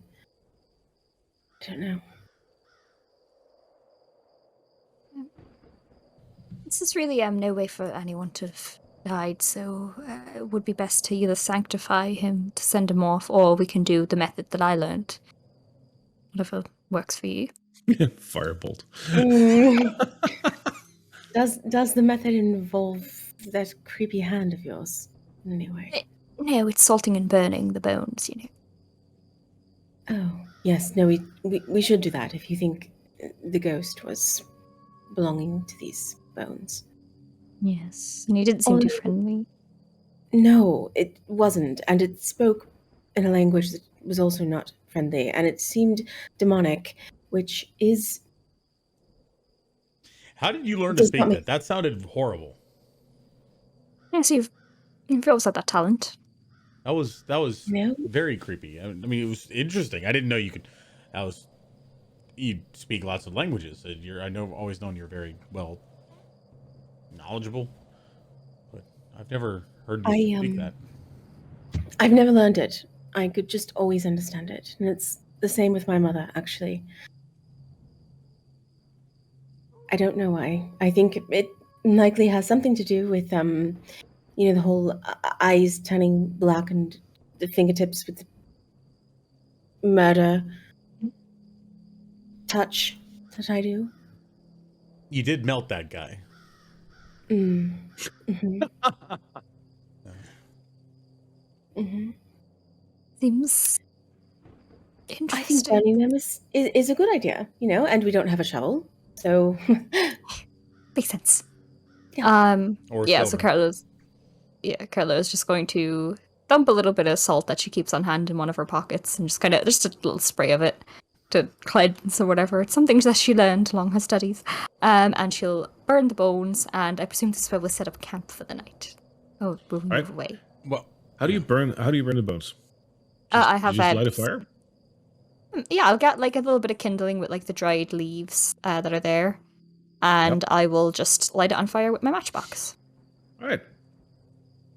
The bones catch fire after a little while because of the grass and whatnot around it, and the bones slowly burn up, as you might expect. And you're ready for your campfire. As she's burning the bones, I'm going to lean to Cassariel and say, I've never really thought of that, but colleges are kind of like military training for nerds. That's very interesting. Do I hear that? Do I hear You're that? what? College is like military training for nerds. She said Is that he it's trying like, to conceal this? No, he's just leaning over to Cassariel. She said that it was like what we did, but for studies or books or something. What can I do to fuck with you? Yes, John, it's not like a wizard. Some people get their power from a divine place like us, and some people learn to what? Yes, some people read, certainly, and some people, as you know, just inherently are powerful just by their blood or whatever.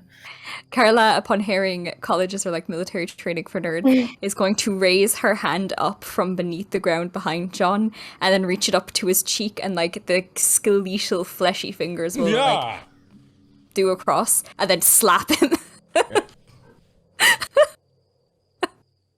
He's going to like instantly wheel around, pulling out his weapon and just ready for an attack, and nothing's there. Yeah, she'll Carla, make an unarmed attack on that. Sure. Oh, that's not bad. That's not bad. Is that my strength? Oh, it's +2. Oh, never mind. You don't have to you don't have to hit. You have a hit. Just do me damage. Oh, it's literally 0. Literally what my armor strength damage. Is. You take 0 damage, but you do feel it. You feel a sting. Boom. So yeah, actually, that scars the soul, man.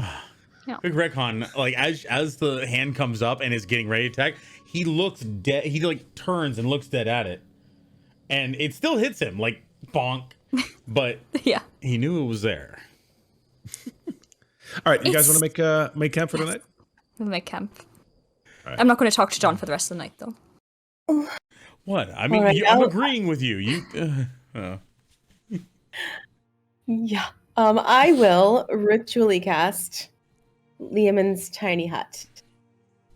Cool. Thank you. Okay, so that protects you from any further, well, to a degree, any further issues for the night. Yes, and it also is temperate inside, and I will back up the hut against the rocks, and then I'll try to shade it as much as possible, like the landscape where it's camouflaged. Perfect. I mean, it is still a pretty visible thing if you're looking for it, but I'll agree that this is, I mean, even if you would see it, then it's still basically impenetrable. But they can wait for you outside. But that would be if they'd actually find it. Yeah. You're in a pretty, you know, you're pretty isolated. So sure, I'll allow that as being, you're fine. Okay, yeah, and I think we should damp the fire out before we, obviously it won't go in the hut, so. Yeah, so. Nobody sees Fire us, out. so we'll, Do right. everything, yeah. All right, hang on. Let me, I can do that. There you go. Couldn't do. Ah, Oh, thank you. Wow. Right. Incredible. While they're eating rations or other scrub food, I'm going to pull out one of my pies. Oy. Oh, yeah. Okay.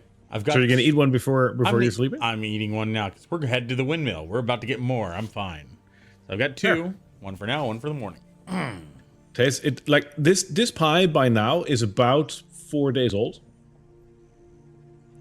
It's starting to, like, you know what stale bread tastes like, right?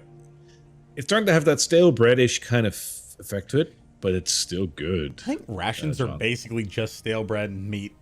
So, Depending on what kind of rations you take with you, is usually dried fruit, hardtack, and like you know, shit like that. So yeah, this is a step up from that. Agreed. Yeah. good stuff. Carla's going to distinctly ignore John and just write in her journal and only address Cassariel for the night and really be very petty. She goes John to bed. leans back and goes, "This is what a relaxing night." I just want to make sure, Carla, are you reading your journal or the? No, just my things? regular one. Yeah, I'm like, All right, fair enough. Yeah. yeah, I'm just kind of taking notes, kind of taking stock of where we've been, what we've been doing. All good. Since you are in the hut, you don't need to take any watch and whatnot because you're basically safe and fine. Cool. Like I said, So are you what a all three just relaxing gonna night. take a sleep? We're gonna take a sleep. All right. You can all three take a long rest. Nothing happens because, well, hey, tiny hut. Hey. You wake up in the morning. The sun is probably rising as it's getting lighter around you. It's a pretty overcast day. What a surprise. Cassariel, you've slept really, really well. Even though the things that happened yesterday sort of like hit you, you had a pretty okay night. No dreams though, but you're feeling white. Carla, same really goes for you. You had a good night's sleep and you trusted on being safe within the sphere that Cassariel made, and you were right to do so. You slept wonderful. It was pretty temperate inside. This is the first time you actually had a really good night's sleep outside of a tavern. Shocking. John, you had a good night's sleep, and you wake up. You feel okay, but What a lovely sleep. roll me a d12. What a lovely sleep. I feel completely rejuvenated. 8. An 8. Yeah. All right. John, even though you slept well, you feel that the sleep itself took a number on you, as if you were punched in your face while you were sleeping. And for once, it wasn't Carla. Yeah. Whoever was punched... Immediately glare at her. Like, So you don't have any immediate bruises or whatever on your body, but you still feel like you took a beating. Your HP is halved for today. rounding up Brutal. or rounding down? Rounding up. All right. So just moving forward in the campaign, before she goes to bed, she's always going to have just a certain set of prayers that she does to Saloon. And she, as the sun is rising in the morning, she will also wake up and say prayers to the Morning Lord. So she's got a we can just assume that happens Does your prayers to the to Saloon include the phase of the moon? Yes, she would keep as much as she can a very close eye on that, because when there are full moons out, there are certain rituals she would want to do. Okay. You will have to guess it because it is pretty overcast most nights, but a full moon would cast more light, so you would be able to guess it. Right. Okay, I will be sure to notice. Okay. I think it's a good thing we're getting new pies. These seem to have gone bad. I feel horrible. The poisoning, John, you know of? Do you remember the priest telling us that these were bad? He said that pies? everything good makes you feel bad or something. The pies are draining your energy in some way. I don't know what exactly they're doing, but they're bad for you.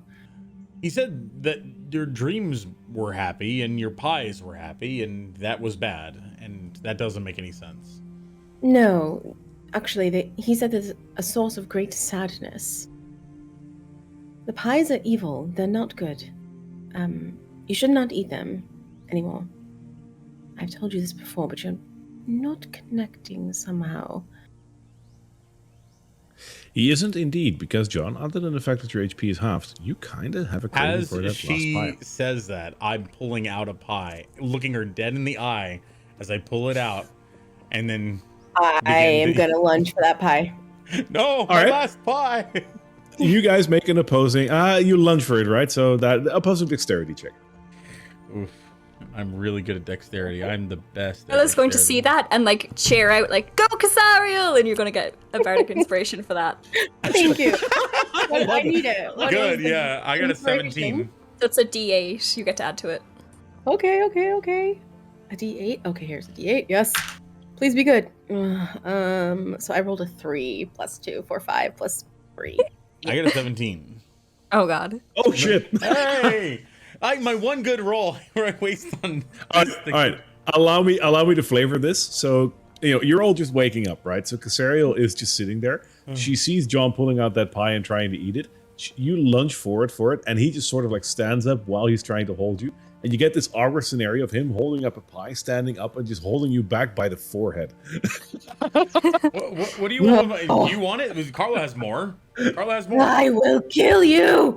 And as I'm outside, and the dome dissipates because I leave it, and that's one of the conditions. If I leave it, then it goes away. So, the tussle.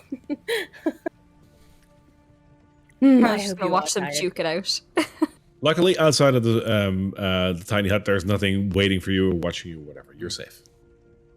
I thought it would be Actually, bad, no. but it still tastes good. Cassariel's gonna grab her sword and pull it out, and just say, "All right, you." Try to bat his hand away. I've already had half of it. Come on, let me just finish. Let's go. Nope. You and I right now. Let's go. Put your pie down. I'll allow her to bat it out of your hands, like what's left of it. Oh, come on. Did No. it land in We're like the having dirt or Right now, Oh, right. you and me. Let's go. Grab your weapon or don't. You've got 3 seconds. I feel horrible, but I 2. Sure. Come on. Are we, I'm gonna take a swing at him Yeah. with my sword. You do? Why? Okay, go ahead. I'm not trying to kill him. I'm dueling him. I'm like we do kind of in practice. Go But yeah, ahead. Make an I'm attack gonna- roll. Show him who's boss. You hold me by the head. All I think so. Oh God. All right, that's a 4 plus nothing. I'm sure. Oh, sorry. Oh no. 9 to hit. No, that misses. So you hit the dirt on the pie. So you slice the pie in half. That's still on the ground. I meant to do that, obviously. You're doing And I wonderful. just write myself and ready myself for his counterattack. I'm going to riposte and just with the butt of the mace, like basically bonk her in the back as she hits the pie in the ground. And Make an attack roll, dude. And that is the last attack roll. No in-party fighting, guys. Yeah. This is not great weapon master. In fact, I'm holding back. I'm just trying to like imagine. It's fine for now. Like, there's a very legitimate reason right now. Well, So imagine That's that. What was it? They're like sparring with wooden stakes. As someone goes past, the other one, wraps him on the butt. as they're going past her, or in the back. Just to add a Perhaps little in the bit back. of flavor, can Carla interject here and like try to trip John up with her mage hand? Like just have it pull at his leg or something so he gets like disadvantage or something. Sure, that makes him unsteady, so you have an attack roll with disadvantage. All right, Yep. I got a 12 on my first roll, so let's roll the second one. I got 14, so a 12 will give me a 20 to hit. Jeez. That hits for 0 damage because you're totally dueling. Yeah, smack. Well, Cassariel falls on her butt, drops her sword, and just stares up at him with like, if looks could kill, death Cassariel. stare. That was my last pile. We have to go restock now. I just picture her. She just woke up. Her hair is like, crazy, and she doesn't quite have all her armor on yet, and she's just like staring on the ground, like growling at him. So he's going to lean down and hold out his hand, like she's picked him up off his butt all the time. So he's hold out his hand. I love it. All right, so you pack up camp, I imagine, and you head for the windmill. Yes. Yep. I will save you the main map because it's another half mile or something, and then you're there. Yeah. So we're not talking so- to him today, are we? He's insulted both of us. I didn't. You attacked me. You came at I'm me sorry. with a Can you sword. hear something? Suddenly, I cannot hear anything. It is as if my ears have gone completely away. I feel very sick. All my pies are on the ground. He's just gonna. You pack up grumbling. You pack up your camping material and head for the windmill, which you reach in the early morning. The windmill seems to have some smoke coming out of its chimney that's on the side, and there's a faint smell of fresh pies in the air. You have a feeling it's operable at the moment. First thing I'm going to do is look around for a crow or a raven or any sort of bird that I can interrogate. There is, if you look around, there is a raven perched on a ledge near the door. Point my finger at it and be like, "Did you talk to me last time?" Message. There's no reaction. I'm just squinted a little bit. And then turn back. Okay. Are you guys still not talking to me?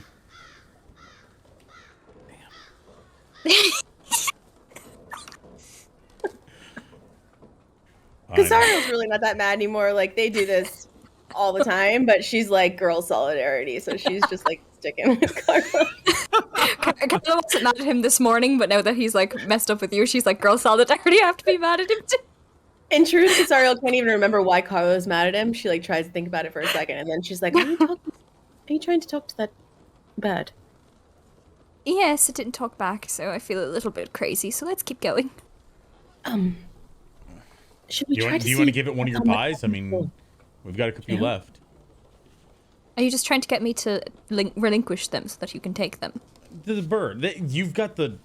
Oh, you're talking to me now. Fantastic. You've got the bad ones, the veggie ones, and the sweet potato ones. Sweet potato were quite nice, I quite Actually, the thought. sweet potato were pretty good. If you two are quite finished, I happen to think that children are being murdered in this building in front of us. So if we could maybe bring it back in a bit. Oh, okay. All right, good. On the second floor, I believe, is where they said they made the flour, which I think, so... John's going to start walking we've got to forward. get up there. I mean, you can fly. You could go up and, like, scout the windows if you wanted. I could turn you invisible so they wouldn't even see you. Okay, yes, yes. Yes. Okay, fabulous. And I'm going to take, like, her hand, and I'm going to be like, enjoy it, try not to fall over yourself, and turn her invisible. And let her go up. As you, John, as you get closer to the door, the perched raven that is sitting there flies away and perches again on the window a little further away. The to my left or to my right around the building? The window would be very close to the chimney. Is it a first floor window? You can't. Yeah, it's not really show. You can't really see it on the map, but it's like basically right next to the chimney. You see that, Carla? Did it like wait till I got really close, or did it just like react to movement kind of deal? Did it act? Okay. It acted like you got a little too close. Okay. All right. Did you see that? It's just birds. Yes. I mean, I tried talking to it, but it didn't seem to have any reaction. So it could just be a bird. Huh. I'm gonna go shoot away, get away from my pies, and I'm gonna start walking towards the window, and just like when I get close, I want to just shoot, and maybe look in the window while I'm there. Go ahead and go to the window. Like the window is near the bird will fly away and land on the rock close by. Seeing that he's going to make a bold move, Carla's going to be like, try to be sneaky and tap him, and she'll cast invisibility on him too. So you're all invisible, all three of you? No, the two of them are. I'm visible. I'm kind of child-sized. Right. So if they're trying to kill children, I feel like I'm a good bait.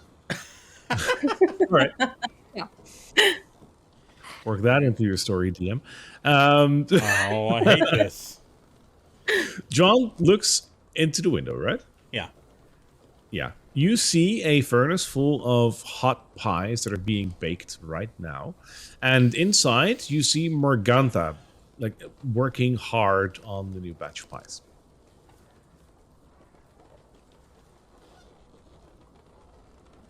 Okay. Morgantha was the one who was on the first floor last time, right? The younger one? Oh, see, the elderly lady Oh, that the you've elderly seen lady. before. Okay. Yeah. John's gonna like wave, and then when she doesn't react, She doesn't see it. right, yeah, and start walking back to the front door. Right?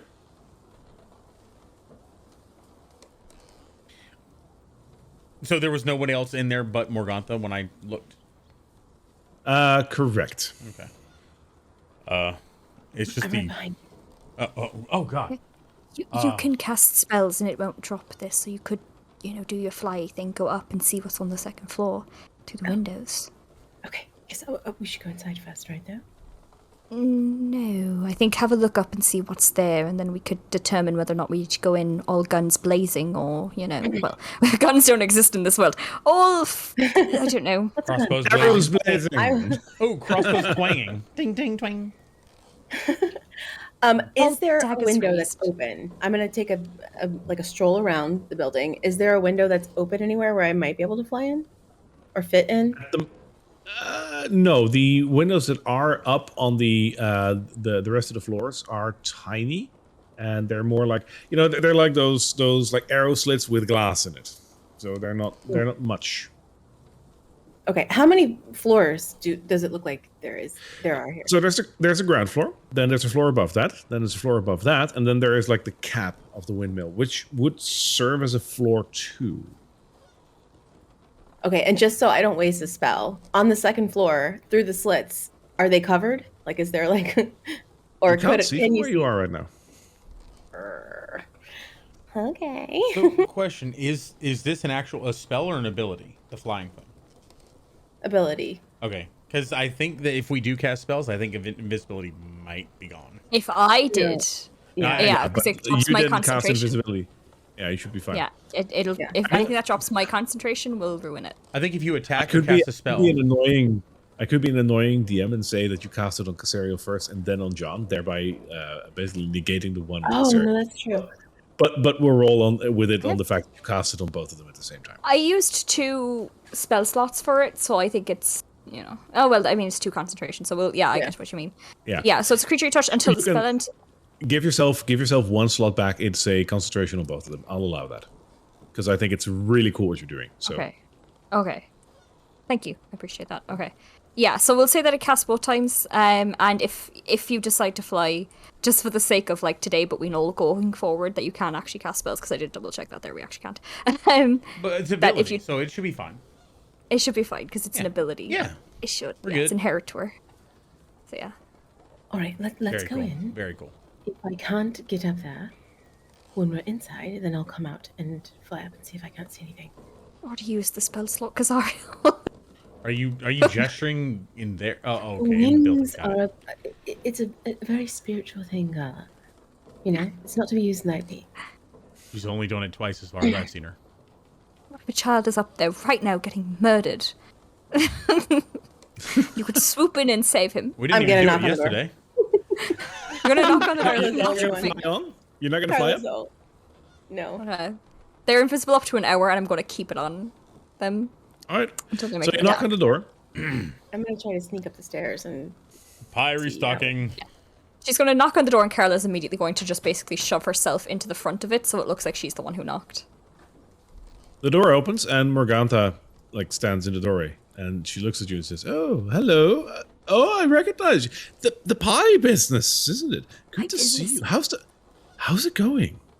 I have fabulous news. It is going so well. The people all over are desperate for your pies. They really have something magical about them. Oh, that is positively bespelling. Come on in. I'm making a fresh batch, and I would love to give that with you for selling in. Where did you go? Oh, so we went to Velaki, and we went towards the road up towards Kresk. You know that. We didn't sell All the any way in to Kresk? Kresk. Yes, just a little stop in, just to see the place. They're not particularly fond of us over there at the moment, but Velaki love us, and they love your pies. And I have a little bit of the profits. I know you said that we could keep the profits, but I do feel bad about not giving you some of them, so I have some of the profits here for you. And they gave us 30 pies, right? Yeah. Yes. And 1 pies gold each. piece per pie. Did we agree on 1 or 2? It was 1 It because was we 1, upcharged but we it 2 a kept few times. negotiating. Yeah. Oh, right. Yeah. Okay, so 1, yes. Yeah, 1. So theoretically, they should have gotten 15 gold out of that, so I'll give her 15 gold. All right. She looks very happy with that, and she takes it and she says, "That's very kind. Come on in. I'm just making a new batch. Come on in." Well, by the you way, have to the process. she turns around. She says, "By the way, where are your friends? You were with 3 last time." Yes, so they are currently doing some sort of religion ritual. They are very spiritual people. They believe in the goddess Lune. And apparently there's some moon magic that's happening recently that they need to prepare a ritual for. So I decided, it's not really my thing. So I'll meet up with you. They'll be along later. All right. Fair enough. Well, come on in then. And she walks inside.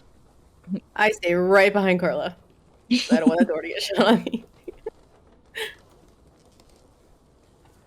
Just on. And John Yeah, comes right behind John- us? Question mark. I'm gonna try to stay away because I know I'm still pretty clinky. So I'm gonna. Nothing happened. John will come in.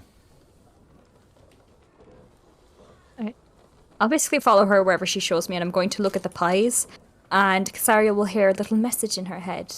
That's a spell. I can't do that. Never mind. It's not concentration, is it? No. That's another concentration spell. Yeah, but you can't do it. No, that's. Yeah, I can't do it. Yep. no. So it's a communication, not a constant. Is it? Yeah. No, it's not concentration, is it? Be creative in your communication. Sarah isn't stupid, right? Okay. Yes. So I'll So what I'll do is I'll be like, I just think. I mean, it's incredible the people's reactions to this. It's like they bite it and they taste heaven itself coming down on them. I just have to wonder what everything, what's happening in here to say that the magic. I'm astounded. Even I've eaten some of them, and they are incredible. I just felt so different every morning. Whether or not I had one, or I didn't. So I'd love to have a look around here and see where the magic comes from. Now that we're business partners. It's an old family recipe. My daughters are learning it from me.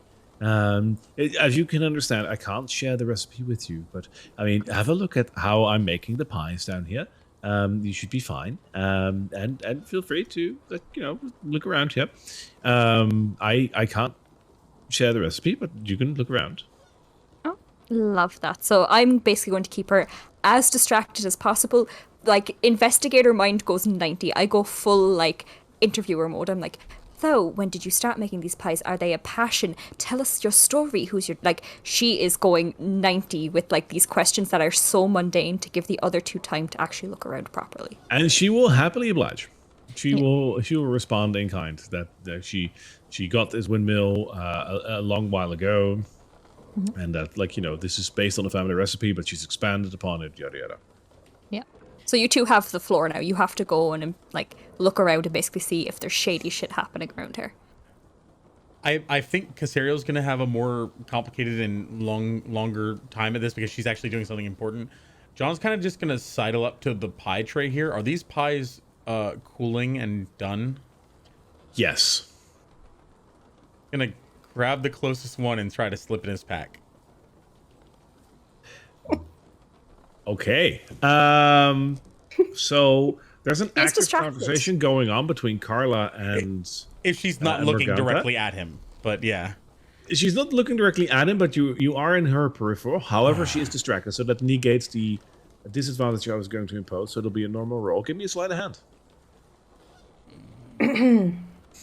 You're a paladin. I'm addicted. All right, that's actually a good point. I was thinking about that. He's gonna just lean over and smell them, and that's it. So you're not gonna interact with them. I'll allow the retcon. All right, they smell divine. Believe it or not, these are the chicken ones. All right, he's gonna keep an eye on them to watch like their conversation while continuing to inhale the deliciousness. You have the floor, Cassariel. I love the juxtaposition between Cassariel trying to save harmed children, and you just cut in between like her with this like righteous task, and John just like fighting back the urge. I'm taking this addiction thing seriously, okay? I just lost half my health to a pie. Yeah, that's right. You did. All right. So you're going upstairs? Yes, I will. When I'm sure that I'm out of earshot of anyone be able to hear me whisper my verbal component, I will cast guidance on myself. All right. You can do so on the stairs, but halfway to the stairs, you do hear voices upstairs. So you are outside of earshot, so you should be fine here. But do know that there are voices coming from the first floor. Okay. Yep, I'm headed on up very carefully. All right. Very carefully. If you direct your attention to the right side of the screen, you will have a second floor that you can see now. Ooh. Yeah. Let me get you there. Okay. Thank you. This is actually really cool. That's a good touch. You never knew that was there, right? No. Yeah, I love it. I mean, again, this map is made by DM Andy, and when I saw this, I was like, that is so smart. You never know there's floors here. That's so good. This lighting Andy, is beautiful. Yeah. Okay. So coming up on the floor, you see a large stone grinding wheel that you would find in most windmills that is currently churning very slowly. Other than that big churning wheel, you see lots of sacks and barrels and just basic storage here. And you see two women, one of which that you've seen before. That would be Bella, the one that you've greeted previously the first time that you came to the windmill. And then there is another lady who you remember shouting down at Bella before Morgantha came home. They're both working here. Bella is pouring bags into the stone grinder, and Ophelia is currently tending to a barrel over here on the side. Are there any like body parts sticking out of the bags or like blood dripping out of them or anything obvious like that? None whatsoever, no. The only thing that you see is Bella and Ophelia both just working very diligently. Bella is wearing one of those like aprons, and it's like covered like in white dust. It's just like, you know, like the fine grained, you know, powder that comes off of grinding. She's just covered in it. So, you know, this is the bad side of baking pies, right? Like baking pies doesn't make you dirty. This does. So she's covered in white. Or Is that like, why they're so addicting? almost like questioning herself, like now that she's up here and she's watching these two women just like making a living, she's kind of like, you know, this could be an issue with you. Thinking in her head, like only you would think that grinding children up. And they probably just, you know, as she's still like trying to sneak around because I'm gonna see the stairs and I'm gonna go up again. But she's just kind of like probably just normal women just trying to make a living. As you come up a little more, you can see inside the grinding stone. And looking, I imagine you want to look inside. Mm-hmm. it just looks like fine ground white powder, as you would expect on a grindstone. There's no blood spatter. There's no flesh. There's no hair sticking out. It's just a big batch of white powder in there. Right. Well, they probably keep it on the 3rd floor. And I'm going to go. Let's try to sneak around and head up again. All right.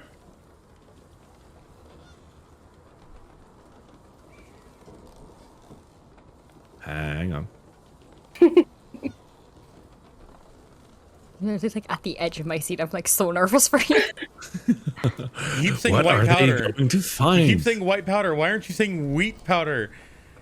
Because I forgot the name of what it actually is called. Because the white powder is Flour. what makes them so addictive. Flour. That's the name. Yes. Flour. Okay. I actually forgot the name. I'm so Okay. sorry. Okay. That doesn't help in the situation, No, it does it? doesn't. Help the shit.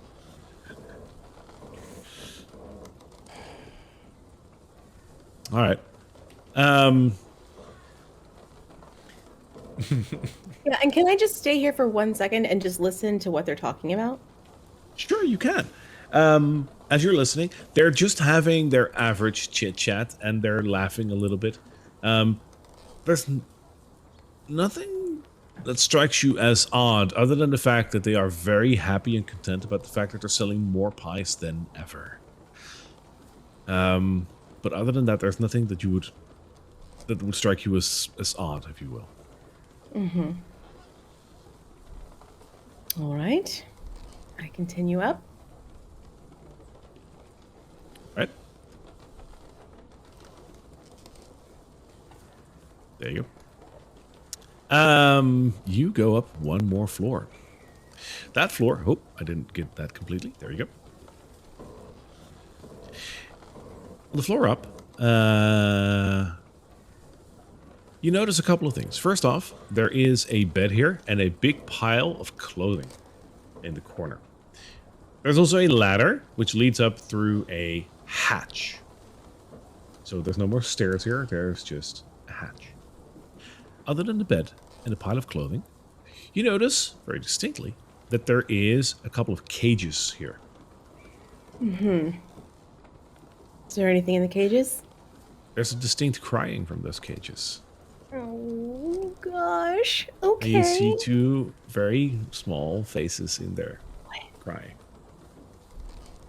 Oh, man. Okay. Uh-huh. Mm-hmm. Mm-hmm. Oh, boy. Okay. All right. Yep, got that. I'm just gonna take a quick peek at the pile of clothing. Anything remarkable in there? What's your passive perception?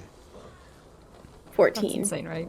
Yeah. 14. All right. Looking at the pile of clothing, you immediately notice that they're all about the size that Carla could wear. Hmm. And this is like a big pile. We're talking like tens of trousers and shirts and whatnot. Mm-hmm. Okay. And this ladder up. Does it look Yeah. like there's a lock on the hatch?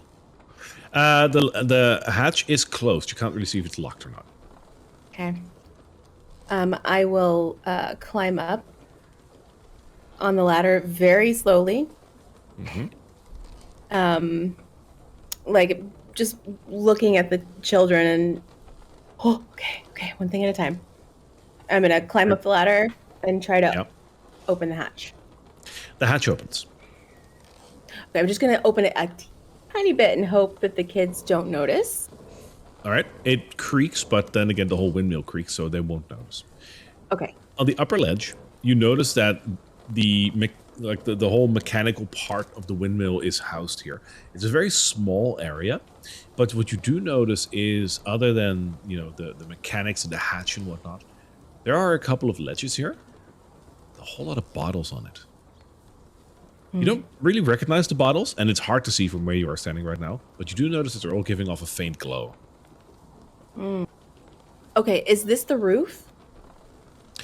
Above that is the roof, yes.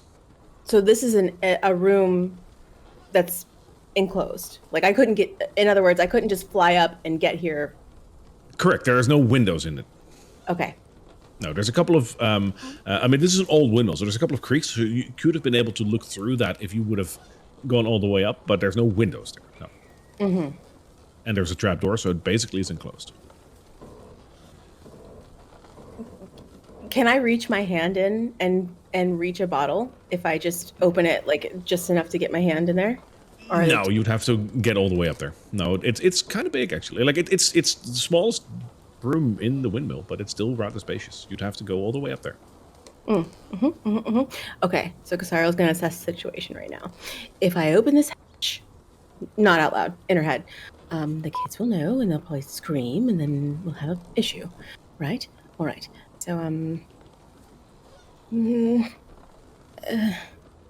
okay. I'm going to climb back down. Are the children are both awake and they're crying? They're awake and crying, and they don't... it's not that they look malnourished or anything, far from it, actually, but they do look very unhappy. Children don't like to be in a cage, usually. Oh, is that Shocker, right? Who knew? Seems like a reasonable place to put them, if that. Anyway, I will, I'm going to climb down, and I'm going to say, don't be alarmed, children. I know you're probably scared, but... I'm gonna have to roll for that. I'm sorry. You're so lucky. They look up and they kind of want to scream, but they don't because you immediately start talking in a very friendly voice and they listen to you, even though they can't see you. Yeah, in my best ASMR voice. Hush, little children, don't be scared. Hear me, mortal. Or yeah. Yeah, I use Abyssal to speak to the children. Would it They roll? now have triple trauma. Don't they know? That makes me stronger. Don't be scared, children. I've brought friends and I'm here to help you. I need you to stay very quiet. Can you do that? They both nod, like, roughly in your direction, but, like, they don't know what to look at. All right. Do you know where the key is? They both shake their heads and say, no, no, we don't know. Let's whisper. They can't know I'm here. Oh.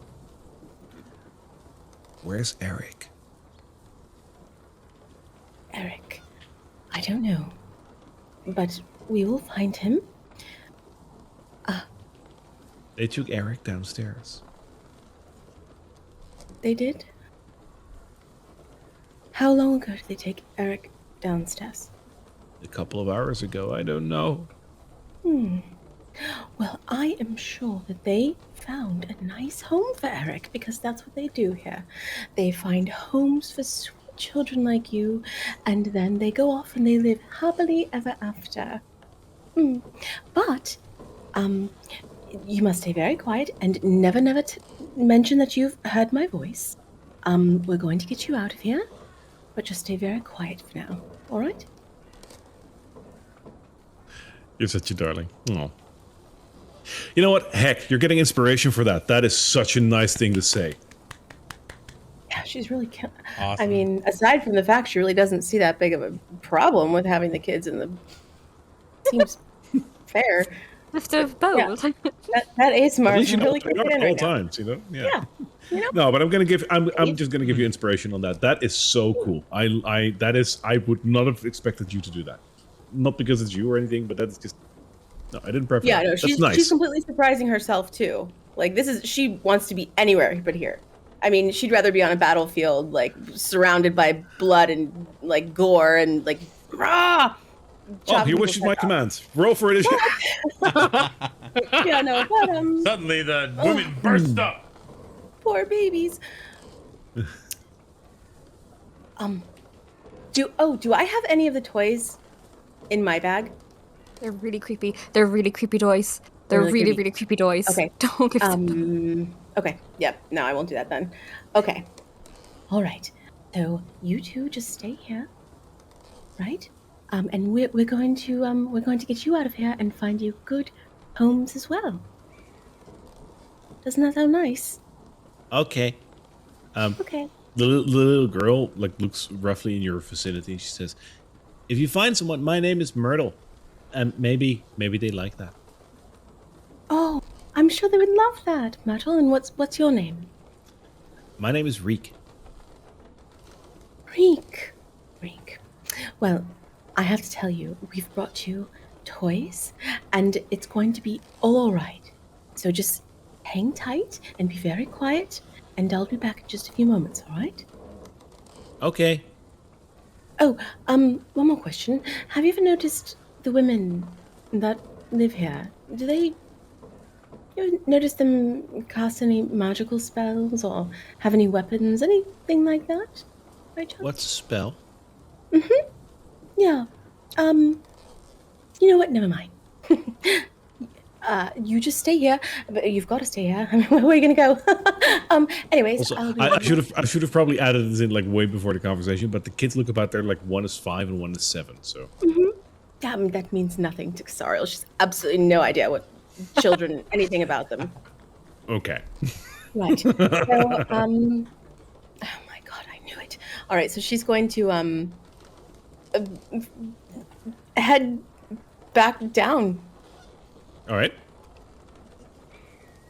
You want to go all the way down? Yes. As I do, though, I'm still going to listen to see if I can catch these two talking about anything nefarious. No, not necessarily. Belle, as you walk past her, is just about to pour another bag into the grindstone.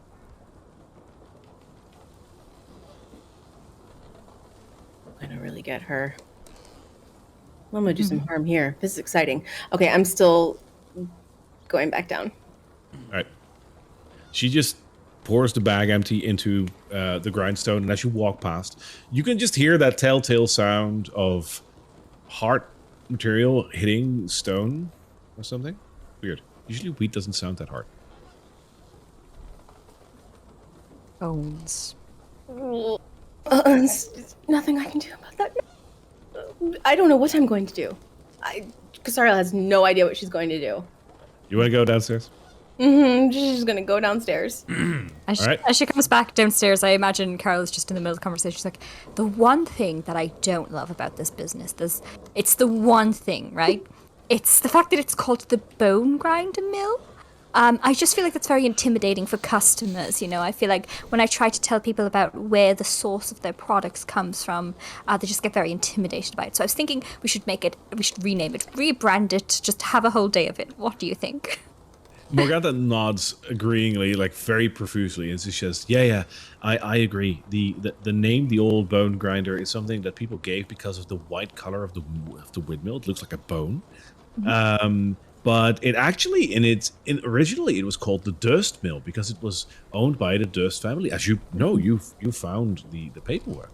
I sure did, yes. You know what, I just feel like I've left it in very capable hands. And I kind of like gaze out the window. I think I'm going to wait outside a little bit for my companions because I fear they might be lost. They didn't think they'd be this long. But of course. I'll be here. Will you take another batch of 30? Because I should have them ready. Yes, but I'll wait until my pack mule gets here. John can handle those. But of course. I will have them ready, but feel free to wait outside. Well, thank you so much. And I'll go head You're outside welcome. and just wait. And I imagine this happens probably 2 or 3 minutes before Cassariel comes down.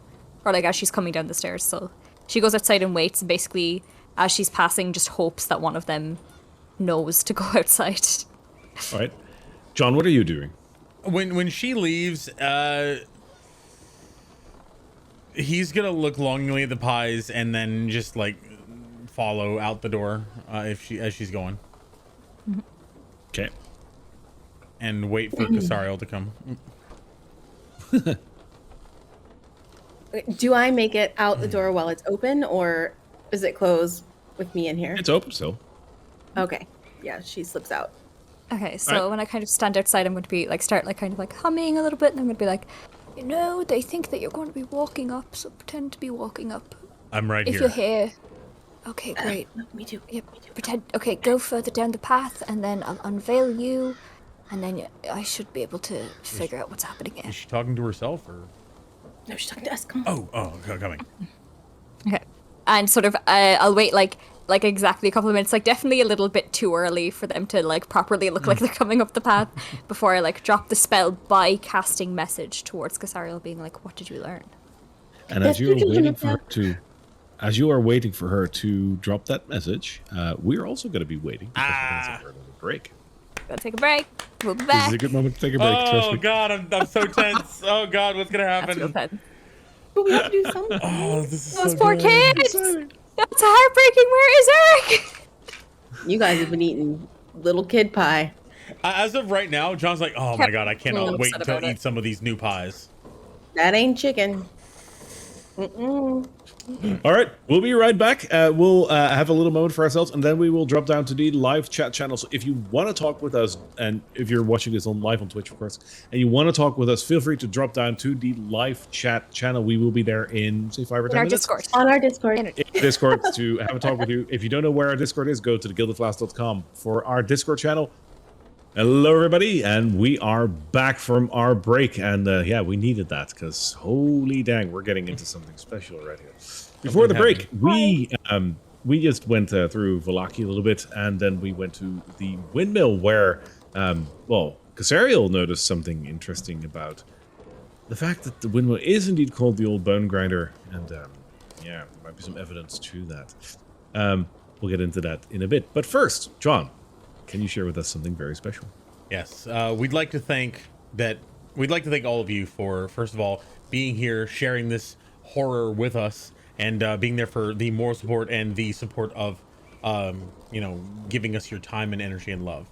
But we'd also like to share some special thanks for the people who have gone over and above with their support. Thank you so much to Real Brat Cat, Awkward Jesus, Andy D, or DM Andy, and Emf for all subscribing themselves, and then amazing thanks to DJ Dava and Emf for just splashing out more subscriptions to a lot of other people and spreading that positivity and happiness. Thank you so much. You're absolutely awesome. Thank you. Amazing.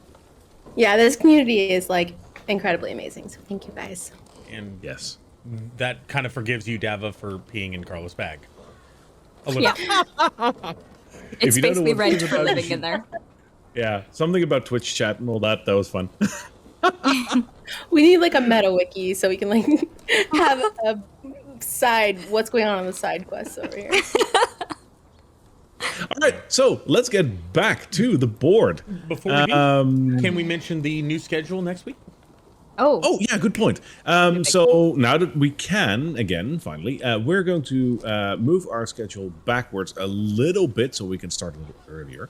And also end a little earlier so we can actually get some sleep during the night. So we will now start at 5:30 Eastern Standard Time. Yep. Yes, so 5:30 Eastern Standard Time, which will translate to that is Is it 10:30 UK time. right? UK time. 5:30. GMT, yeah. So 5:30. if anything changes, we Sure. will definitely put updates in the Discord, but as of right now, Yes, as of right now, it will be 5:30 Eastern Standard Time or 10:30 UK time, or your time equivalent. We will put it on the Discord probably in like a Unix tag, so you will see it in your time zone as you look at it, because that's how we roll. Fancy. But yeah, so we're going to start a little earlier and we're going to end a little earlier. That's great. fantastic. All right, let's get back to the board, where Carla is still standing in front of the door, but Cassariel and John have moved a little bit further away, and we're about to drop their invisibility. I think right? we've reappeared. They reappeared as Carla drops her magic from that to send a message to Cassariel saying, "What did you find out?" Yeah, a frantic reply. There's 2 babies upstairs. They're very young. They're in a cage. It's locked. I couldn't get into it. Their names are... Oh, fuck. I don't know their names. But no. They're definitely eating... They're eating children. I don't know how many words I have, but she's not going to Yeah. stop. It's going to cut her off. Okay, let's... Both of you casually walk up towards me as if nothing has happened, and we'll discuss our options. Mostly I feel like killing them now that I know I've been eating children for the last 3 days. Quickly, John? Yes. So I, went upstairs, and I, John, there's 2 children in a cage, and I'm pretty sure that they take the children and then they put them in the pies. Remember how I told you the pies had children in them? Remember? I'm gonna grab his. And the pies have children in them, John. I have babies. They're so cute down the third floor. Wait, hang on. Nope. Look at the me. pies, Look. children? Yes. Look. What? These witches are killing children and putting them in the pies. All the pies? Don't think too much into that. But what you need to know, right, is that we have to go in there and we have to murder them.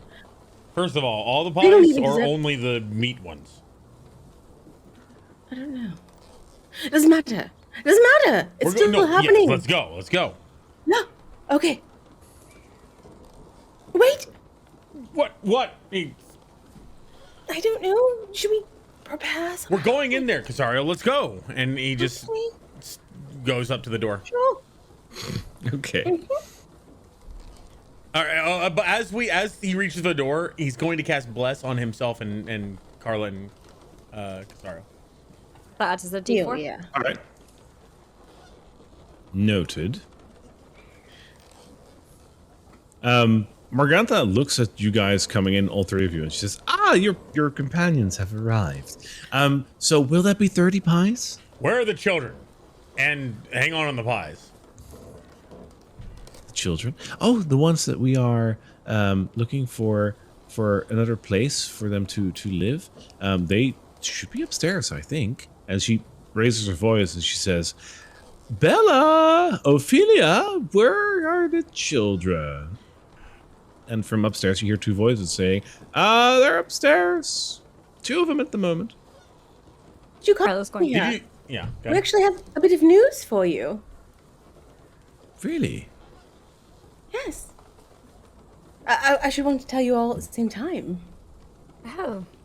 Oh. Well, you can also just tell me. My daughters are incredibly busy upstairs. Go ahead and tell me. Well? All right.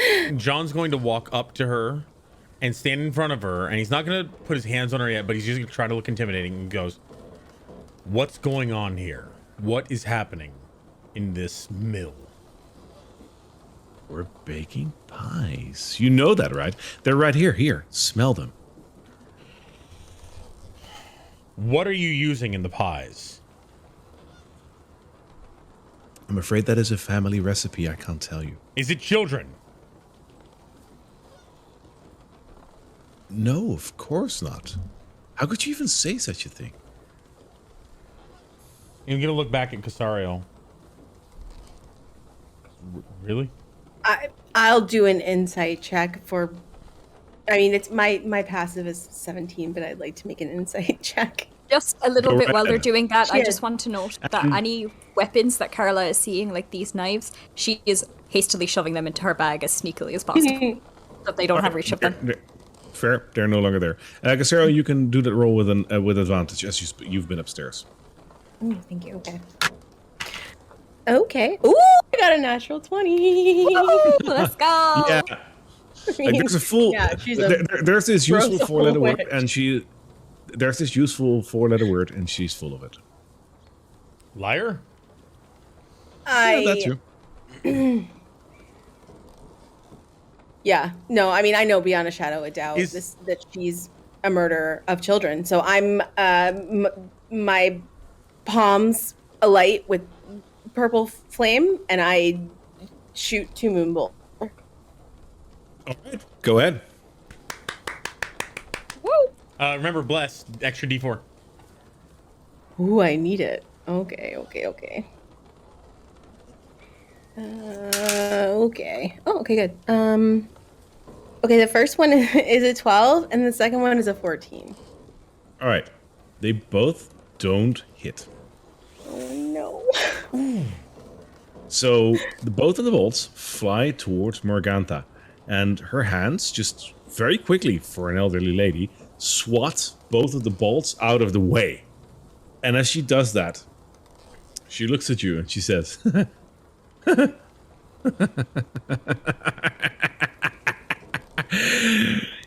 You shouldn't have done that. And as she says that, her face starts to change, and her shape starts to change. Slowly but surely. She moves from a very old lady to a horrifying blue and purple visage with horns sticking out of her head, and her hands looking like big, big claws. And she says, "Why don't you follow me upstairs?" And she runs towards the stairs. As she does that, she touches a barrel. Can I make an And from opportunity that attack?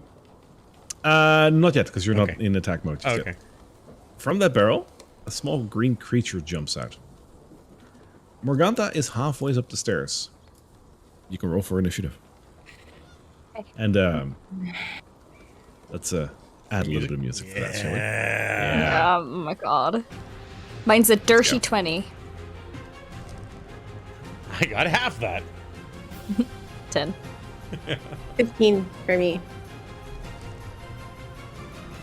All right, just as we're doing this, I believe by just having the icon of Ravenloft, protection from evil and is just there. Let me You see. can use it. Okay, I can use it. Okay. Yes. Carla, you had a dirty 20, you said? Yep. John? I have a dirty 10.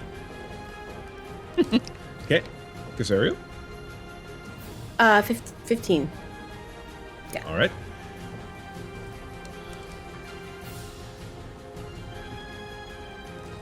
Okay.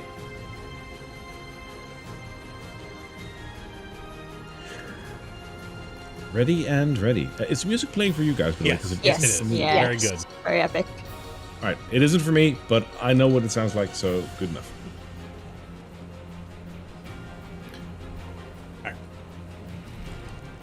Okay. It's very hype. Yeah, it is. Then I'm gonna say, hang on, who's first? Carla, you can go first. Okay, let's see.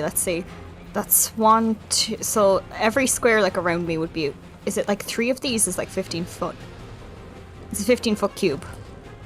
that I'm looking Every for. square is 5 foot. Okay. So I'm gonna shout to Johnny because okay, it doesn't matter.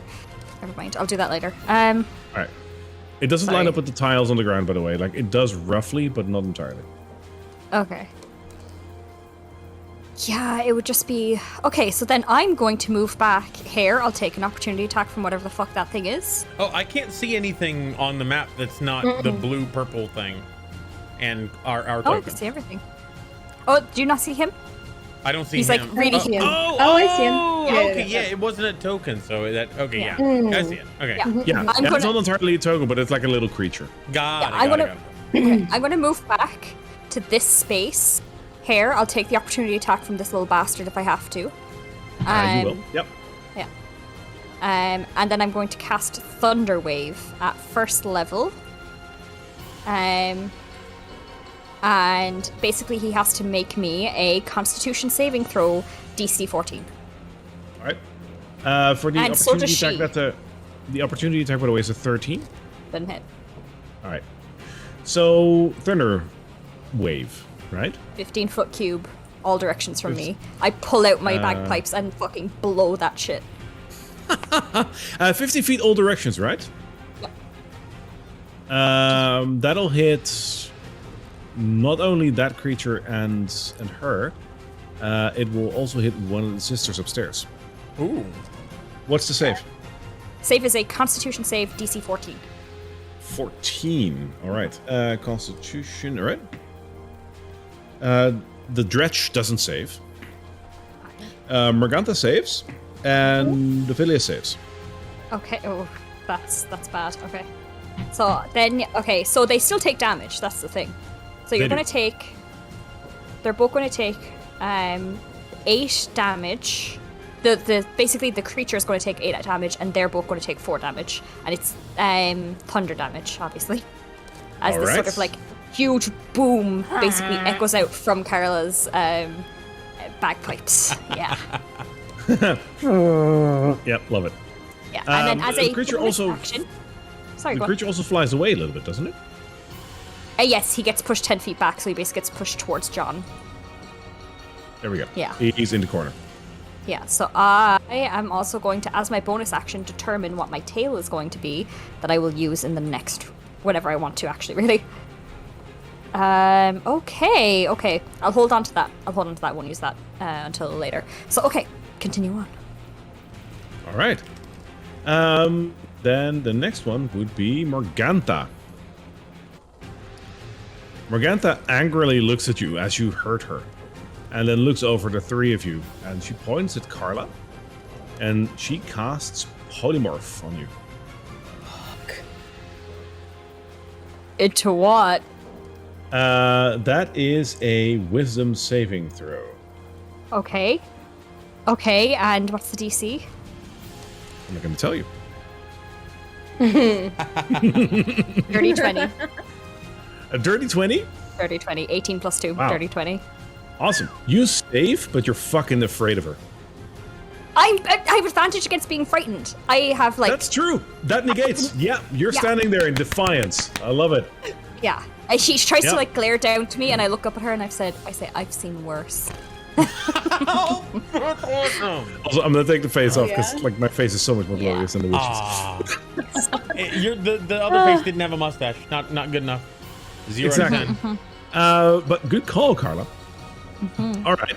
I'm sorry. I just want to highlight that moment of just this thing, like sending a bolt of energy down to Carla, and then she like shrugs it off and looks back and says, "I've seen worse." Yeah. No. Bad ass. Uncrackable Dude. noggin. All right. Oh, Cassariel. man. Anyway, All right, so I see Carla toss this creature this way, and Cassariel is going to kind of whirlwind her hands. I'm going to cast Spiritual Weapon, and I'm going to cast it.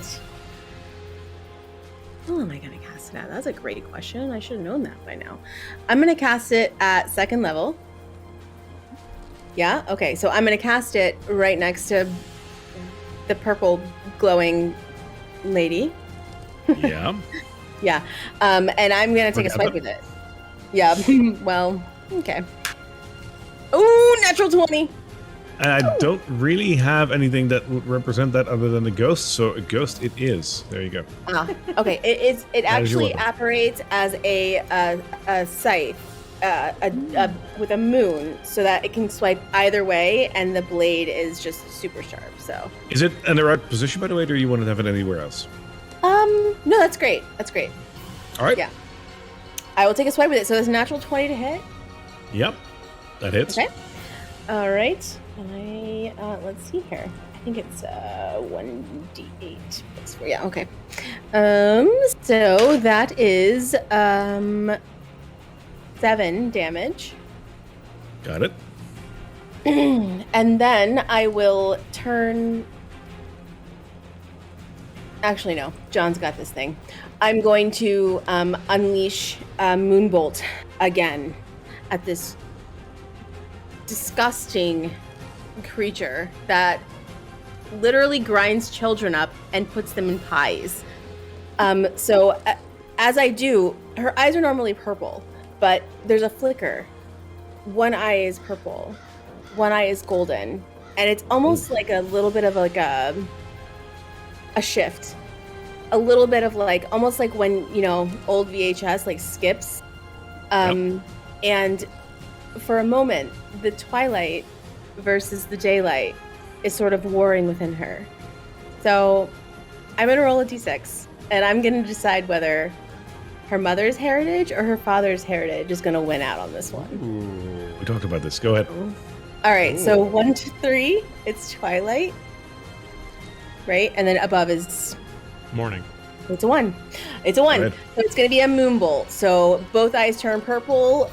Purple spheres operate in her hands, and she's just going to release both of them. Okay. Yeah. That's a 17 plus 7, so That probably That hits. hits. First one. Yeah. And then ooh, it's 18. 18 plus 7 for the second one. Hits. Okay. D10. Okay. D10. Do I add anything? No. Okay, so the first one is 8, and the second one is 4 damage. So a total of 12. All right. Oh, it was an Noted. natural 20, wasn't it? It was One a of them dirty 20, was. wasn't it? Yeah, your natural 20 was on your spiritual weapon. Yeah. Oh. Okay, so that damage should have been doubled. So it was what? 4. Uh-oh. Your natural, Wasn't very much. yeah, your spiritual weapon did 4 damage, if I recall correctly. So Okay, that so would it have should been be 8. I'll add 4. Okay. Yeah. Okay. And And thank you. as far as moving, yeah, I'm gonna move this way to here. Right. That's it for me. All right. Bella from upstairs hears the stumbling and fighting and knows all too well what is happening. And she will, let's see. Yep, she's going to make that. So I'm going to pull her over. She's going to get to the top of the stairs here. So in range of your spiritual weapon. Look downstairs and see 3 threatening people. The one that is most threatening to her at the moment is John. What? She points at John. You're clad in armor and you're wearing a big weapon. Yeah, here's a good one. She casts polymorph on you. Bring it on. I'm very I need a wise. wisdom saving throw. I'm very wise. Remember you're blessed. I am blessed and proficient in wisdom saving throws. So yeah. That is not gonna help. So with my 5 on the die and my 1 on bless, that gives me a 9. John, you're a Yeah. mouse. Squeak. Squeak. Squeaker, squeaker. There's a big puff of purple smoke, and when that the smoke clears, there's a very teensy tiny mouse sitting on the floor, with, curiously enough, very long hair. I imagine that the thunder wave that she did cast a bunch of flour up into his face, and he's like, "What the hell?" And then he's a mouse. Cool. You can totally move the token right now as well. I quickly configured it, so that is you. All right, awesome. At least for now.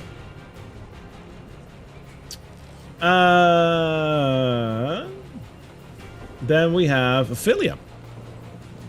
Ophelia does the same thing. She hears the fighting and she says, "I'm coming, Mom!" And she runs down the stairs, which she can easily get. And she stands over here, still in range of the spiritual weapon, and touches Cassariel, casting polymorph. Okay, do I roll? I roll? A wisdom saving throw. Hashtag blessed. Wisdom, okay. Ooh, that's... Hashtag okay, blessed, okay. Wait, wisdom. So sorry, Yep. saving throw is plus 7. Oh, it's a 17 plus 7. Oh, So okay. that would make it a 20. Yeah, you save it. You are frightened of them, though. Okay. So I cannot move closer to them. No. You can still attack and whatnot, but you can't get closer. Okay. Don't love that I'm currently the only one enough. Yeah, no, Think Carl is the closer to only one with that like epic line. Like Cassariel's like just in shock that happens, but Carla like that round is the Terminator. John, your turn. So, as a mouse, do I have any specific stats that I need to care about? Like my... Your HP is 2, and you can do a bite attack, but that is like really shitty. But you can. Yeah, I think John... And your movement is 30 feet. Yeah, so John's going to rush over here to the thing he was going to attack and bite it on the toe. Okay. Give me a What's your normal attack dice? It's a 12, right? It's a D12. Oh, no, normal is D20 for you. D20, yeah. Roll me a D20. What uses a D12? Okay, yeah, D20. Yeah, sorry. I got 13 on the die. 13. That hits, believe it or not. Oh my God. You give it one. Yeah, you give it 1 damage because that's all you can do, really. But a damage is a damage. Holy shit! I'm a very vicious rat. Now, So wait, I have to clarify. In this moment, am I John Rat? basically, I've been John Rat all along, everybody. Cool. I'm gonna make it even sweeter on this one because this is freaking funny. He just had a thunder wave, this creature, and now you bit it for 1 hit point. Yeah. It's bleeding. Nice. And I start like gnawing on his toe. It's bleeding profusely from the toe. Yep. All right. The Dretch rushes forward to Cassariel. John, you can make an opportunity attack. Oh. Can I just be on his toe? So let me make another. 18. That hits. He Oh, takes the another best all damage. game. Lovely. Loving this. All right. The Dretch reaches for Cassariel and does a bite and a claw attack against her. The bite attack probably misses with an 11. Misses. The claw attack, he tries to do with a 15. Does not hit. All right, he's just very angry at you and he's swiping and whatnot, but that doesn't find purchase. And with that, we are back to, I believe, the top of the round. So Cassariel. No, It's sorry, me. Carla. Like that, a cloud of daggers appears in a 5-foot cube just in front of me that hits all of these lovely, these as much of these lovely ladies as possible. I'm going to take a tiny step back, and it's Yep. going to hit these lovely You ladies. will take an opportunity attack for that. But they're on the stairs, and I'm down below. I'm like a level below. Am I really?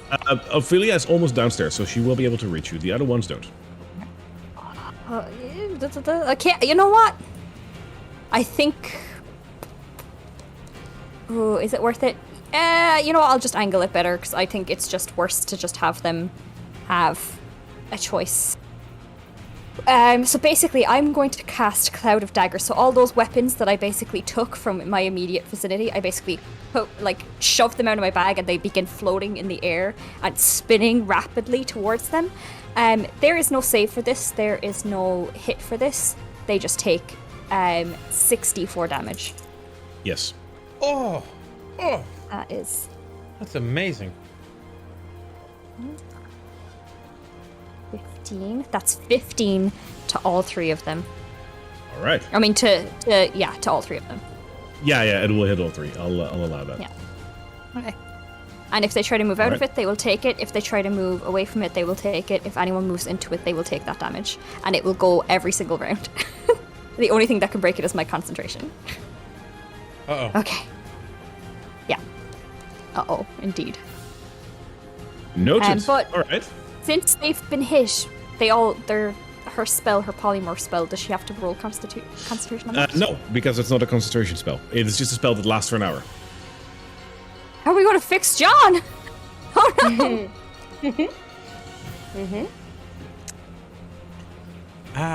Anything else?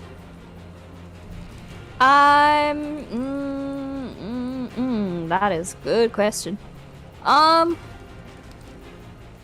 Yeah, I don't want to take an opportunity attack, so I think I'm just going to sidle a little bit closer to this guy, basically.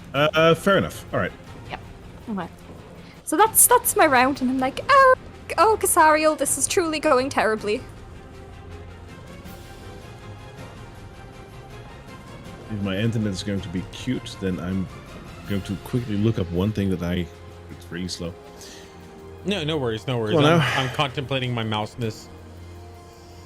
Because the next one up is Morganta, and I want her to do something, but I'm trying to look it up, and my tab is just being really slow.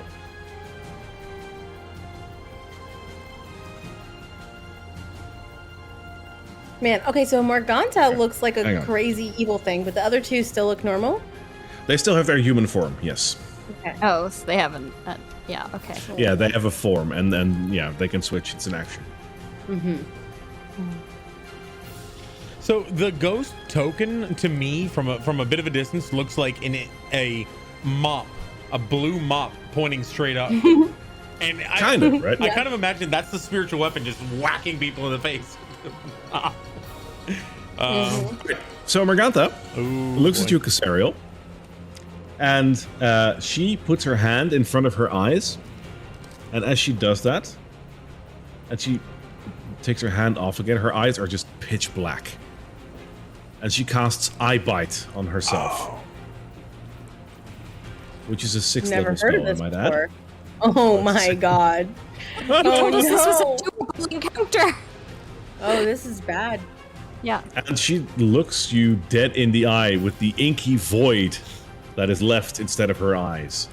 And as she looks at you, she casts Sleep through Eye Bite on you. I need a saving throw of, hang on, a wisdom saving throw. Hashtag blast. I get to add a hashtag blast. Yeah, okay. I think because the polymorph creature can still maintain concentration, as long as it doesn't take damage, it has to do its concentration check. Your concentration is still valid. Yes, I will allow that. I'm just Because chewing on this. you're still there. Yep. So I am rolling a feeling wisdom saving throw. A wisdom saving throw on Eye Bite. Yep. Okay. 14 plus 7. 21 plus 1. 22. 22. You fall asleep. Oh no.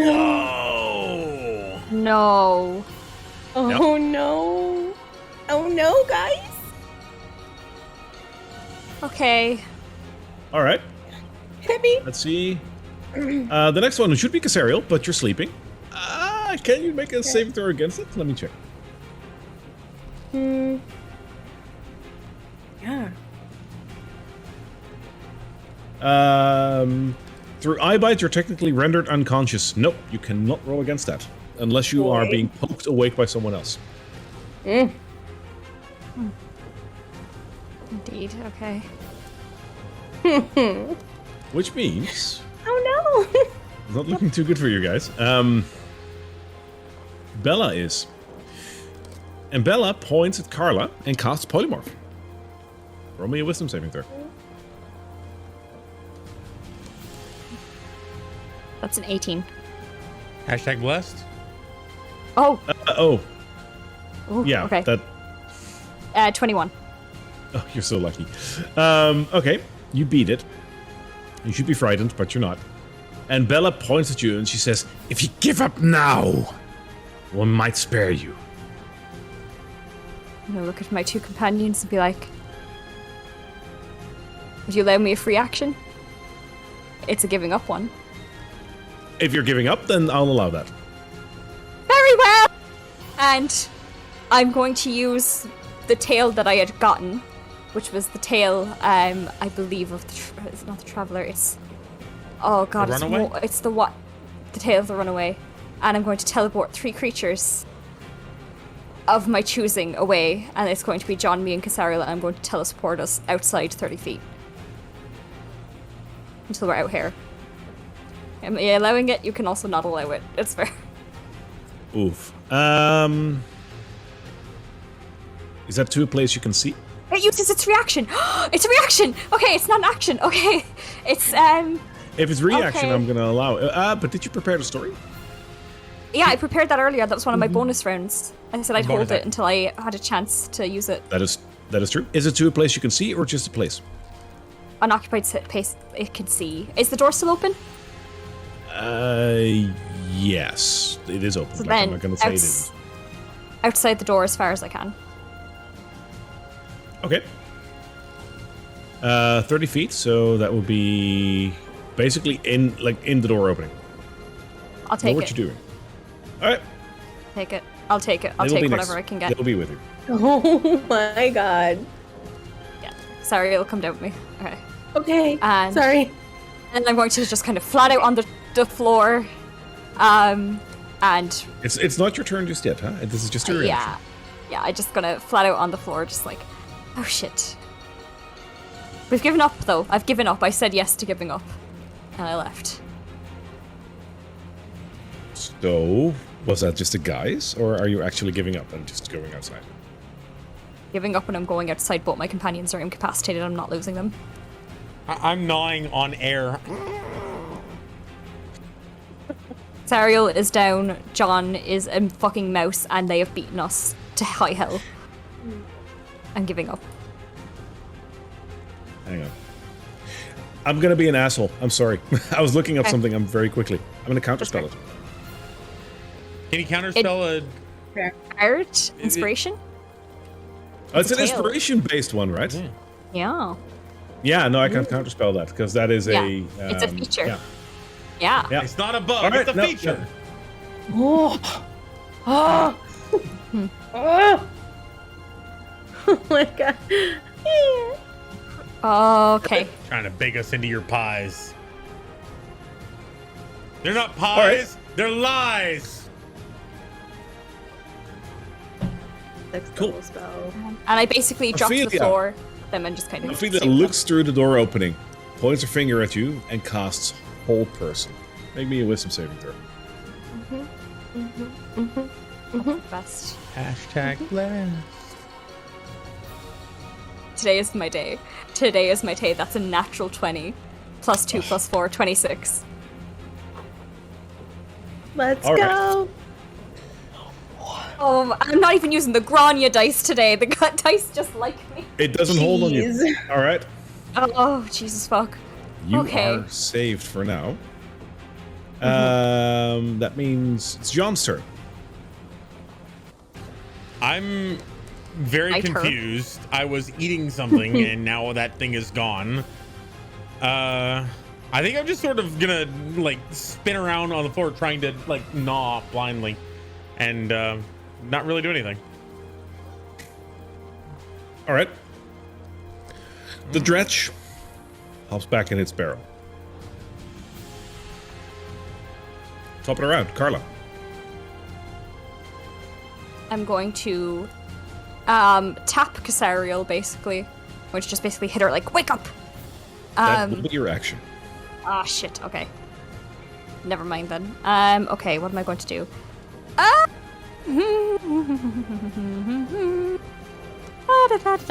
Oh, yeah, top of the round, they do have to... Oh, there. On their turn, They have a but they move. will take 15 damage. Yeah.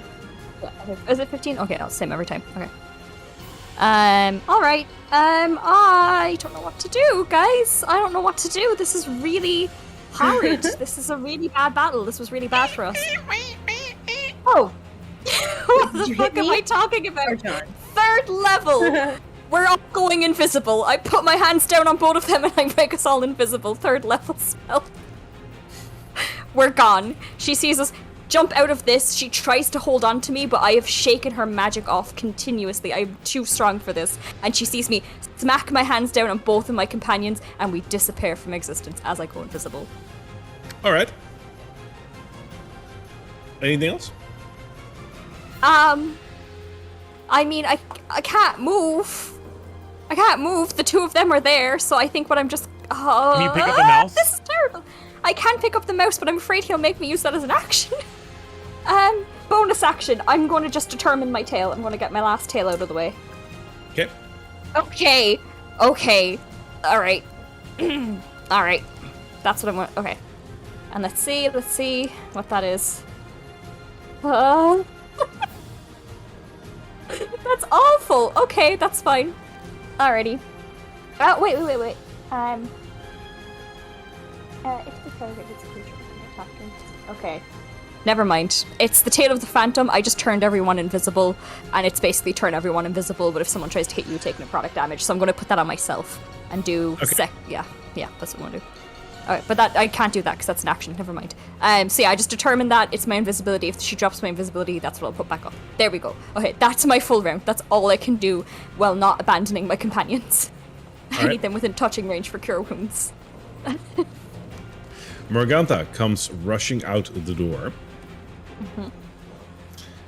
and grabs Cassariel from the ground and hoists her up on her shoulder. Does she go through the Invisible or blades? not? She already went through the blades, taking the Straight taking the 15. damage. Yeah. Okay. Putting Cassariel on her shoulder. She can't move back. She's just standing there, but Cassariel is now effectively on her. She can see her? Is that what I'm gathering? Does she look directly at her and look at me? She knows exactly where she is. Shit. Okay. Cassariel, oh no, you're still rendered unconscious, so I'm sorry, you still can't do anything. Hit I'm me! so sorry. Hit I'm me! so sorry. Hit me! I'm so sorry. It's okay. It's okay. Because the second Bella you is take- dumbfounded to see that you guys are gone. So Bella stands like over here, and Ophelia will stand over here, but they can't really do anything. John.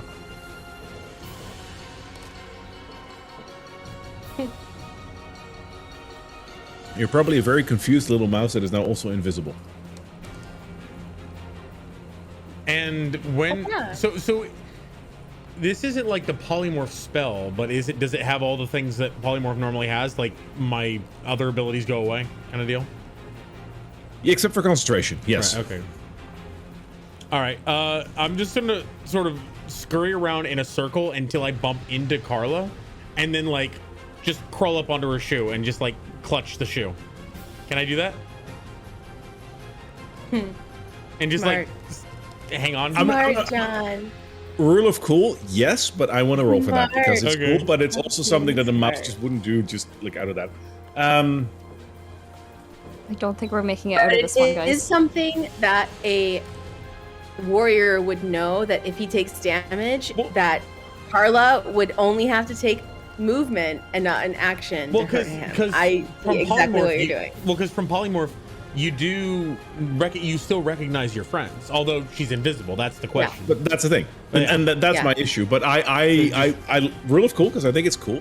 Very smart. Gosh, give me a give me a perception check in battle.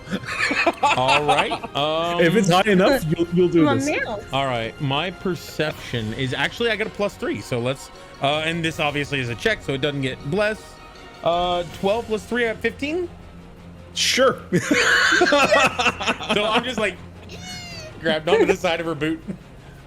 Okay. I love it. Where's me? All right. The dress is already gone. Top it around. Carla. I'm gonna drag my cloud of daggers down and hit her, and I'm gonna put it in this sort of 5-foot cube so that it also kind of hits Cassariel. I'm very sorry, but it's the second that level, so it doesn't have No- the full 15. Does it Sorry, have a what's up? range of how far you can move it? No, like I'm not actually moving it from one place to another because my 6th level spells are third level spells are done. So I'm dropping it there and bringing it up as a 2nd level spell. Oh, right just a next to second. Cassariel Okay. there. Yep. Yeah. So you're hitting that- both Carla, the heck and and okay. Cassariel, yeah. I'm really Alright. sorry. I rolled really well, Cassariel. That's going to be a 12. 12 damage Alright. to her and Cassariel. Morgantha is bleeding. And Cassariel's awake. And Cassariel's Cassariel is awake on her turn. Yeah. Okay, sorry. I'm just like, okay, that's a really which is good next move. turn, isn't it? That's a really good Okay. move. And I am going to oh no, my tail would take a full. Yeah, it's not a bonus action at that point. It takes a. Oh wait, no, because I'm level 5, it actually does only take a bonus action. Okay, so my bonus action is. My bonus action will be that I kind of move the normal invisibility spell for myself. You briefly see her flash into existence and then flash out of it again as I do the Tail of the Phantom. And basically, because she took damage from me, both of you are going to take an extra d8. I'm so sorry. I'm so sorry. It's another 7 damage to both of them. Just the players, right? Not Morgantha. Morgantha and Cassariel, because basically I... Oh wait, no, if I drop invisibility on myself, I drop it on all of them. Yeah. Yeah, that's big. But then she knows where I am. Yeah. But also, I just did a concentration spell, so like it's dropped already. So that's I- fine. So I'm gonna pop invisibility back onto myself, and I'm gonna pop invisibility back onto fucking Marissa. And Marissa, if you hit anything, it will take a necrotic damage equal to 1d8 as well with any of your rolls. Okay, so basically what Yeah. happens is I bring the cloud of daggers, my concentration breaks from the invisibility, we all become visible again. But you see Marissa kind of flickers in and out of existence, and she turns invisible again with my Tail of the Phantom, which is basically just like Carola's innate invisibility. Takes over her, and if you try to hit again while you're invisible, you will, I think it adds a d8 necrotic damage. I think that's how it works, yes, if I'm reading this right. Yeah, if you hit a creature with an attack while you're invisible, you can add this necrotic damage to your thing, and the creature will become frightened till the end of its turn. That's the conditions. Right. Yeah. Okay. There you go. That's for you. I'm visible now, and I'll take whatever fucking brutalizing I'm about to get out of these women. So in my head canon, just a quick retcon, that's what happened was he was running around in circles, and then you became visible, and he was like, ah, clutch. Yeah. Yeah. That's what All right. happens. Anything else? I mean, I'm gonna scamper back. I'm gonna scamper onto the side over here. Right. John on my shoe, so he comes with me. So move him You over. will take an opportunity attack at that point. Is she within the range at that point? Because I would have been staying here. It would have been like 10 feet from her. Your token was here, right? Oh yeah, okay, never mind. Yeah. Never mind then. And all right. Then John doesn't take the opportunity attack because he's on your foot, but you do. Yeah, I'll take But it. I'll take does it. she squish him and cause any damage as she's running and he's on the bottom of her shoe? No. So, what's- Good call there. That is a 22 to hit. That sure does hit. That sure does hit, buddy. You take 13 slashing damage. Good. We have All to right, I'll get take out of here. Okay. Right. I don't know. She's bloodied. I might be able to do it. You're back up. That was it, You're right? back up. That's all I can do. I did like 5 things, but that's all I can do. Sorry. Morgantha's still getting holding on frustrated. to Cassariel on her arm, walks back inside, closes the door. Oh, she's better. Shit, though. She can walk that far.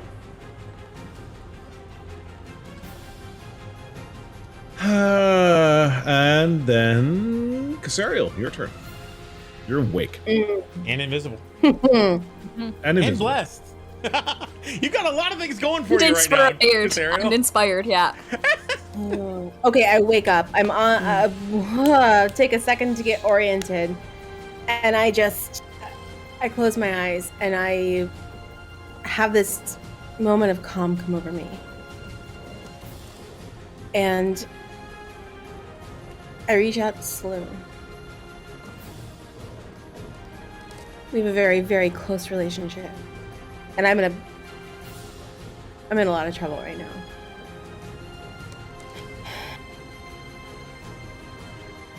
As time almost seems to stop. It doesn't really, obviously, but like for Cassariel, she's just asking, I need you. Have I ever needed you? I need you now. And around her, phases of the moon begin to rotate. So it's a full moon, it's a quarter moon, it's a half moon. So flickers of a sun, but they kind of fade away. But around her, a ring of spirit guardians begins to protect her.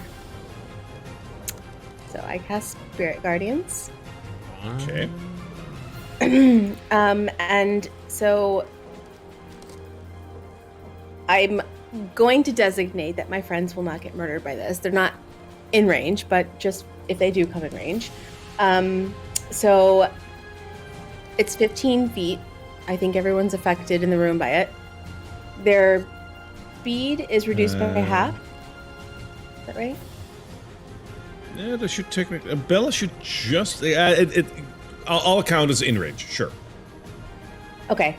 Yep. So their speed is halved, and when they start their turn there or enter for the first time, they take 3d8 radiant damage. But they do. There's a save. It's a wisdom save. All right. How much is the wisdom save for you? 15. But it's when they start their turn. So, or when they enter for the first time. I guess it does hit them right now, and then also on their turn. Bella fails, the other two hit. Bella fails, the other two save. Okay. So, And Bella is the one close to the pies. Remember to add Okay, the so- D8 necrotic damage. oh shit. Okay, so it's 14 radiant damage is what Bella takes, and it would be half. But it's 5 necrotic damage in addition. So it would be 14 plus 5 for Bella, and then Which is 19, What's that, all right? 6 plus 5 for everyone else. Is 11 for the 7. rest. Yep. 7 for plus 5. Nah, Yes, 7 for the rest. I am. Yes. Awesome. Amazing. Spirit Guardians. Oh, good! Noted. Never seen Spirit Guardians in action. Well done. Yes, well. Both Bella and Ophelia push themselves against the door. John. Question. At least run to the door. At least try to take some damage.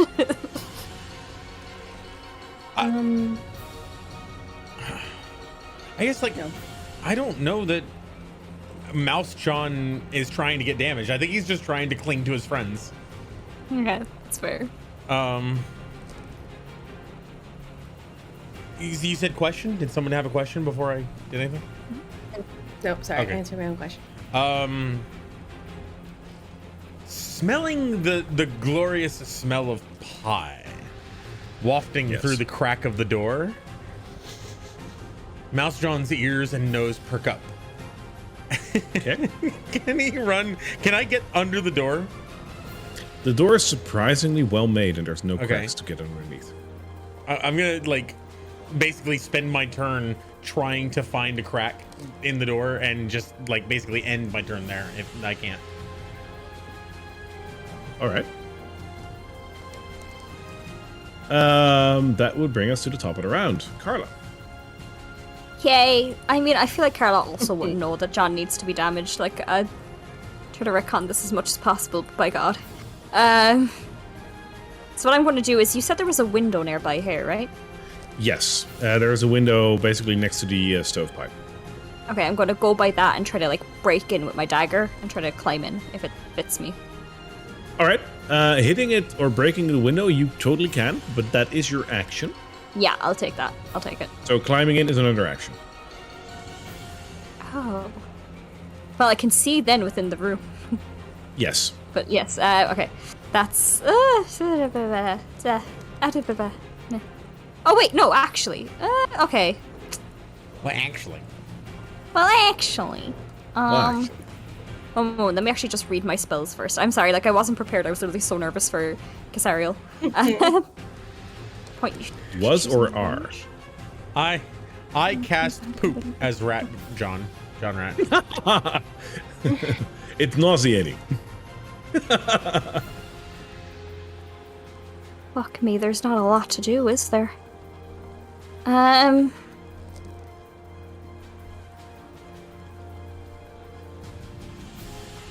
Sorry, this is difficult. Does it need to be a point that I can choose? It's just a point I can choose within range, but then I won't know if Cassariel is... Yeah. Okay. This is terrible. I'm gonna ask you this, and you can say absolutely no because you've chosen this option already. If I were to stick my mage hand on the other side of the door and try to pry it open, would that work at all? Or, like, try to get the girls away? Like, my mage hand can Mage basically hands? No. appear within range. Okay, that's fine. Then yeah, I'm just gonna... A mage hand can appear over there, but it will have that will not have the effect that you want it to. No. Fabulous. Then I'm just No. going to break the window and use my next turn to get in. All right. Yep. Cool. Morgantha is next, and she's still holding on to Cassariel. Yep. And Please with make a Cassariel, wisdom saving throw. Oh, is it? It's a new one, right? Yeah, it's when you start your turn there. Also, when you come into it for the first time. So I believe it's a double. That is a 21. That saves. Okay. She still has you on her arm, and she will walk upstairs with you. Does she take half damage from the spell or no? Oh, yes, I think.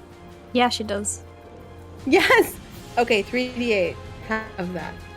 She can make it to that part of the stairs. I'll just turn you guys around. 6. 15, half of 15. So that is rounded up 8. Ooh. All right. Does the necrotic damage done. still apply, or was that a one-time thing? The 1d8. What's that? The 1d8 necrotic damage you did from the phantom thing. You're Does- still invisible. You're still invisible. Yes. You haven't taken damage yet. You're rolled still one. invisible. Correct. That's fine. So That's one. one. action. Still, every That's bit counts. Yeah. Is Cassariel about to get ground up? Are we about to just lose like all of our characters in this? Yeah. Guys, it's been so lovely playing every week online with you Don't guys. think so. There has to How be much now. necrotic damage? 1. 1 damage. All right. Noted. Cassariel, your turn. Yes. Yes, it is my turn.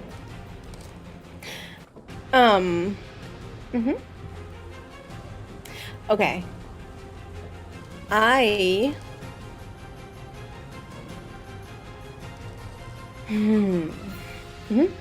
Okay. I'm going to look where I'm going. That's unfortunate. I'm pretty sure she's strong AF. So, Cassariel just closes her eyes and begins to channel her divinity, and a sphere of radiant purple energy is going to encircle her. And she's going to cast Twilight Sanctuary. And so it's going to heal her. It's going to heal her for 1d6 plus 5. Okay. So 10. She'll be healed by 10. Is it Oh, thank you, sweet healing. is it healing or temporary? Oh no, I'm sorry. You're absolutely right. It is temporary hit points. Did I say 10? 10. Yeah. Okay. Okay, 10 temporary hit points. Okay. Oh no, D&D Beyond had a problem. No, I need you right now, D&D Beyond. No. No. Yeah, D&D Beyond is a bit slow today. Oh goodness. I'm a mouse, really I need haven't you. Oh, really we hate noticed. D&D Beyond. We love D&D Beyond. If you guys want to sponsor us, you know where to find us. Oh my Yes, god, it'd be love so it. wonderful. We love you guys so I caught much. a lot We're of so errors, close. but it came through. Okay. Yeah, and that's all I can do. That's my action, so All right. that's it for me. All right. Bella and Ophelia are keeping guard at the door. Ophelia will notice the fact that Carla is breaking the window. Hi, And Queen. with that, Ophelia says, "Hold the door, sister. I'm going upstairs." As she runs for the stairs.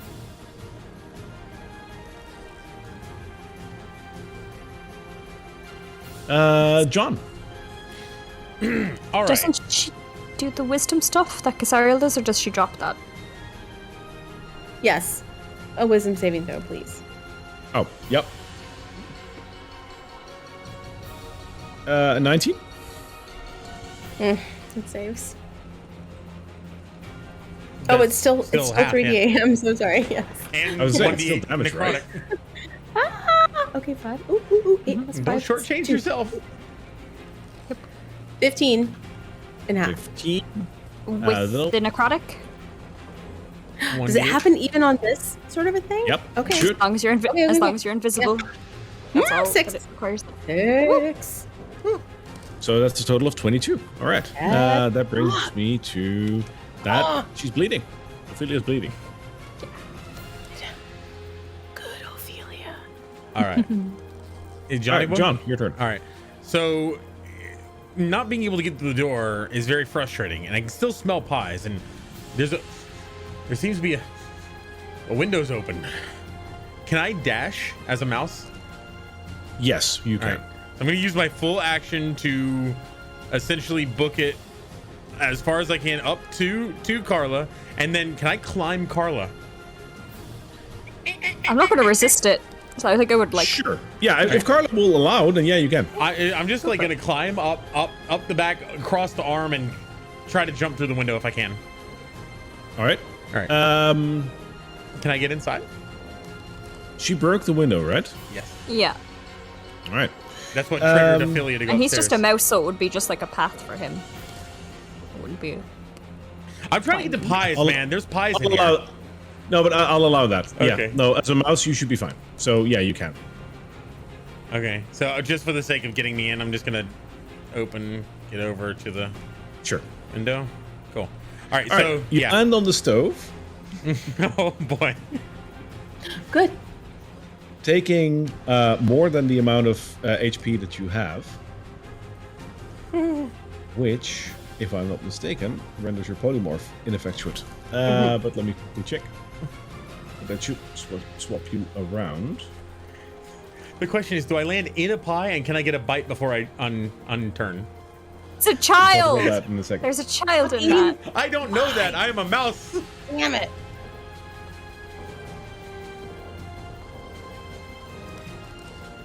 Pies got me into this mess. It'll be pies that get me out. Yeah, the transformation lasts for the duration or until the target drops to 0 hit points, and you totally do. So you're back to John. Is he unconscious? No, you actually regain your original form, but you do take damage All right. from the stove, which be a total of 5 fire damage. All right. Does that count? Get reduced for the 2 that it killed me as a mouse? No, that's including. So Okay, that's cool, 7. cool. 7 total. Got it. So 5. Ouchie. And we got him. I'm nearly bleeding with my reduced health. So. Oh dear. But at least John is back. I mean, that's the thing. Yeah. Top it around, Carla. All right. Whatever. I can see into the room now. I guess. Can I? Kind of. Yeah. I mean, the window's a little high up, but you can. Yeah. So, which one of these would I be able to see from my peripheral? Would it be her or her? The easiest one to see is Ophelia. Which is the okay. So then I'm casting the stairs. Clouded Daggers, 2nd level, right at her. All right. Okay, and it's going to be that's my last 2nd level, by the way, guys. I don't think I'm literally saving my first ones for cure wounds only. Going to take 4d4 slashing damage, and again a very nice roll actually. And 13 damage to her. All right. She is still bleeding. That hurts. Yeah, and there's not much else I can do. I'm gonna just stay where I am for the moment to be like, good luck, John. Good luck. You're gonna need it. All right. Morgantha. I took damage, so Moves. do I have to do a concentration check? On You do. Yeah, Yes. Okay. 19. Thank you for reminding me. Okay. Yep. No worries. Yeah, So you maintain.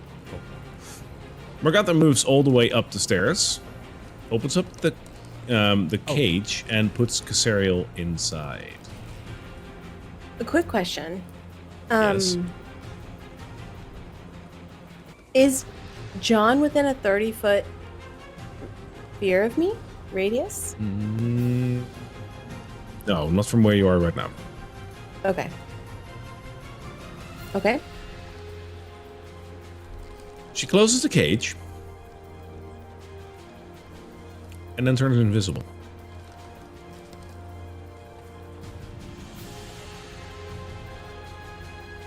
Bella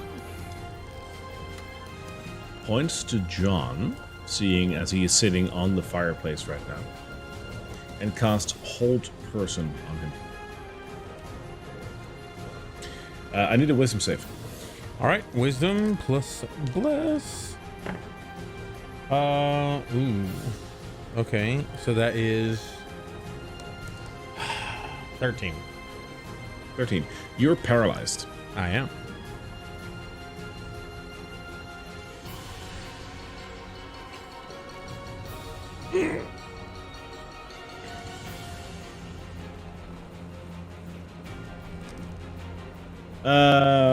That means that Cassariel, it's your turn. You're in a cage right now. Okay, and where is The children. Morganta? Morganta is invisible. Okay. At Bella's turn, did she have to make the wisdom? Or no? Did she do that? Sorry? Yeah. She did it, okay. She did. Never mind then. Yeah.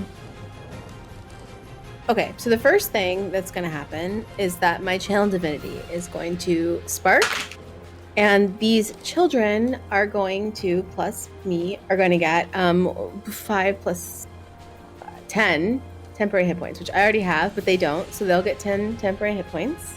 All right. And then, so she just put us in here. Yes. I mean, it's within seconds. This is all happening at the same time. So I'm going to cast Guiding Bolt at 3rd level at her. Okay. At who? Morganta. She's invisible. Yeah, she just closed the cage, though. I mean, technically, right? Like, it's all happening at the same time. So, yeah, just Yeah, sure. right Okay. in front of the She- cage. I'm going to... Guiding Bolt. Okay. Is there a saving throw for that? Quick question. Can I observe whether, like, did she use a key? Like, how did she open the cage? Like, she used a key. Yeah, she used a latch with a key. Okay. And so she locked it back. And so at least now I know she used a key. Okay.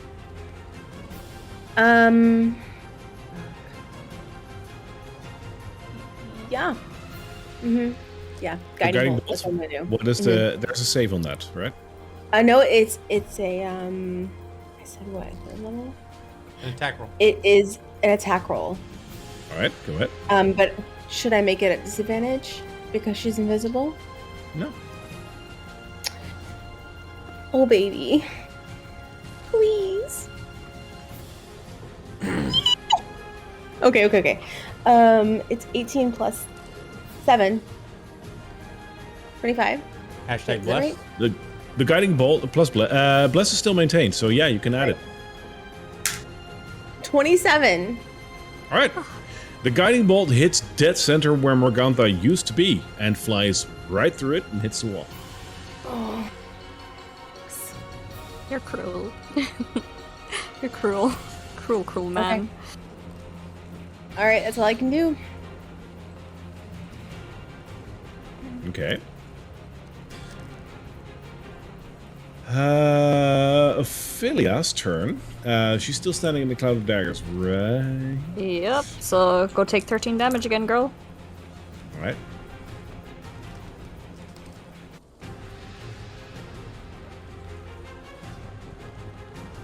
$13 damage, right? Mm-hmm. Noted.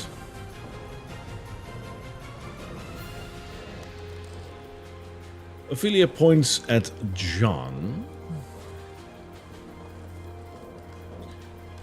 John's still paralyzed. No, she doesn't point at John. But she should be able to see Carla as well, as Carla could see her too. So she points. Do I get partial cover at least? Not for a spell. Okay, cool. And she will also cast Hold Person on you. I need a wisdom save. Let's see, where's my fucking dice? My goddamn dice gun. Okay, we're using the Grania one. I need it. I did need it. It's a natural 20.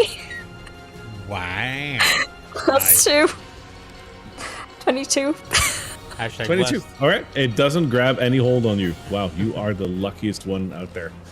I'm only looking for these. Oh, the Grania dice. They add something. All right, John, your turn. So You're I'm paralyzed. paralyzed. I think I have to do it at the end of my turn, but can I roll a saving throw against it? Yeah, you can. Okay, cool. Oh, and blessed. Okay, I need it. Oh, damn, that's a 2, not a 4. All right, so that's 12, 15. Nope. You're still paralyzed. Yep. I glare at Ophelia menacingly. You're very angry, even though you do not possess the necessary skills at the moment to show that. I'm inches away from pie and I can smell it, but I can't eat it. Oh wait, they're children. Never mind. Carla, your turn. Is it really my turn?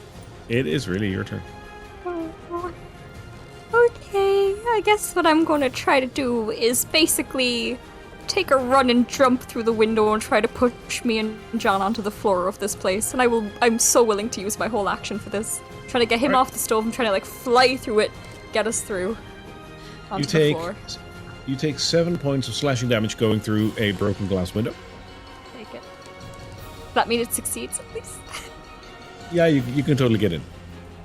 And I'm pushing John as I go onto the floor. All right. He's still paralyzed, but at least he's on the floor now. So It's on the floor and he's not taking fire Yep. damage. Running my butt. I'm like, oh. Oh, hang on. Allow me. It's okay. Oh, you're already there. Wonderful. So John is like there, and you're there? Kind of? Yeah, like I'm basically behind him, yeah. I'm just kind of pushed him down onto the floor so that I could just get him at least off the heat.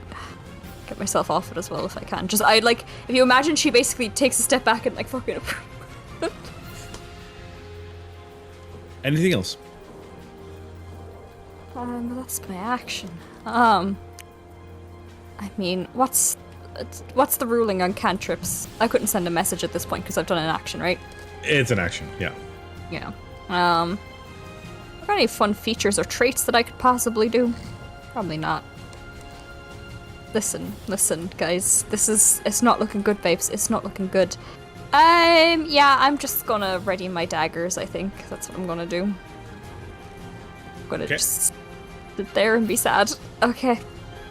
And it's only at her turn that she takes the damage, right? Yes. Yeah, cool. Alright. Morgantha is not visible at the moment, but all three of you hear very clearly in your minds. You can also give up. We will not harm you. The choice is yours. We did, and then you continued to fight us, so what the fuck? What the fuck? You didn't give up, you fled. The same thing. Oh, you want to eat us. Yeah, we have no joy. Have you seen John? He's very depressing. I He need would make horrible pie. Within pies. 15 feet. We're not going to have a discussion right now. Cassariel, your turn. If Morgantha is within 15 feet, she'll take damage. Within Should I- 15 feet of you? A sphere, yeah. So No, she's not. any direction. Okay. Also, it probably doesn't matter, but everyone's speed is halved. So I don't- Everyone's? No. Yeah, everyone except for John and Carla. So I don't know if that would make a difference in her guiding bolt. No. Oh, okay. But thank you for noticing that. For mentioning that. Yeah. No worries. All right, so Cassariel can see two kids in the Yep, cell with that her. are really frightened. And that's all she can see. And she's locked in this cage. And the first thing she thinks is like, oh, if I had any spells that would heat metal, I could maybe bend these bars, but I don't have anything like that. So Cassariel's gonna just look at the kids and say, be scared. It's an adventure. It's not real. And I'm gonna cast Calm Emotions on the kids. Yeah, and I'm going to It'll take effect. Like, there's no roll. yeah. I'm just gonna make them feel like everything's okay and we're just playing games in here, and she'll do like a patty cake game with one, and you know, inside this cage, like it looks like a little fort, you know what I mean? There's like a little like fireplace, like, and they're just like having a good time in here. She thinks they're probably not gonna make it, but at least their last few minutes will be not scary. It could be so much worse. That's very kind of you. Is that your turn? Mm-hmm. That's it. All right. Bella looks at John and Carla and she says, "You heard what my mom said. Give up. And we'll go easy on you." Do you react to that with a give up reaction, or are you fiercely defiant? You can speak. Yeah, John, you can't really react, but like Carla. I'll give you one free reaction of that. Will my friends die if we don't?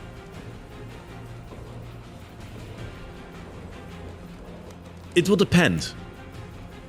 But there might be a chance you live. Then we give up. We all give up, all of us. Are you sure? Yes. If it means their life, yes. All right.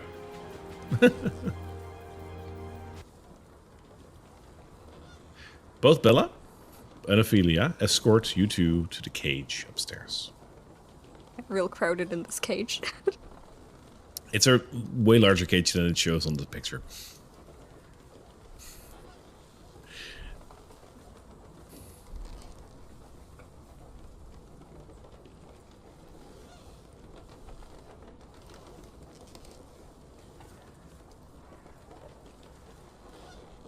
Bella and Ophelia will join Morgantha upstairs, where Morgantha comes back into reality. Cassariel and Carla. Sorry, John, I'm going to salute you on this one because you're still paralyzed. Cassariel and Carla, roll me a flat D12. And 8. All right. Both of you recognize the fact, well, you don't recognize, but you see that her becoming visible again looks different than someone who comes out of invisibility. Do with that what you wish, but it looks different than usual. Morgantha, back in her human shape, walks forward towards the cage with Bella and Ophelia next to her. And she says, "You made a wise choice. Perhaps we can now make a deal with you like we did before. We like deals. We'll give it a moment, give you some time to think, and when you're ready, we can strike a bargain. But for now, lick your wounds and relax." As she says that, they walk towards the stairs to go downstairs. And as they leave your peripheral, Morgantha turns around once and she says, "Oh, and don't try to escape. That cage will hold you." eat They my go shit. downstairs. Okay. And on that note, we're going to end it for this week. What a chipper note. Yep. Was that the right thing to do? We wouldn't have been able to take them, right? I'm not going to tell you. If Not you. No, The other three. no, we couldn't. I'm angry with you. I don't want to talk to Given you. the fact that a 22 did not beat a saving throw, no, we Yep. couldn't have taken them. That was interesting. Yeah. If I wasn't paralyzed and polymorphed the whole time, we may have had a shot. But and Cassariel being asleep. So. Whew, okay.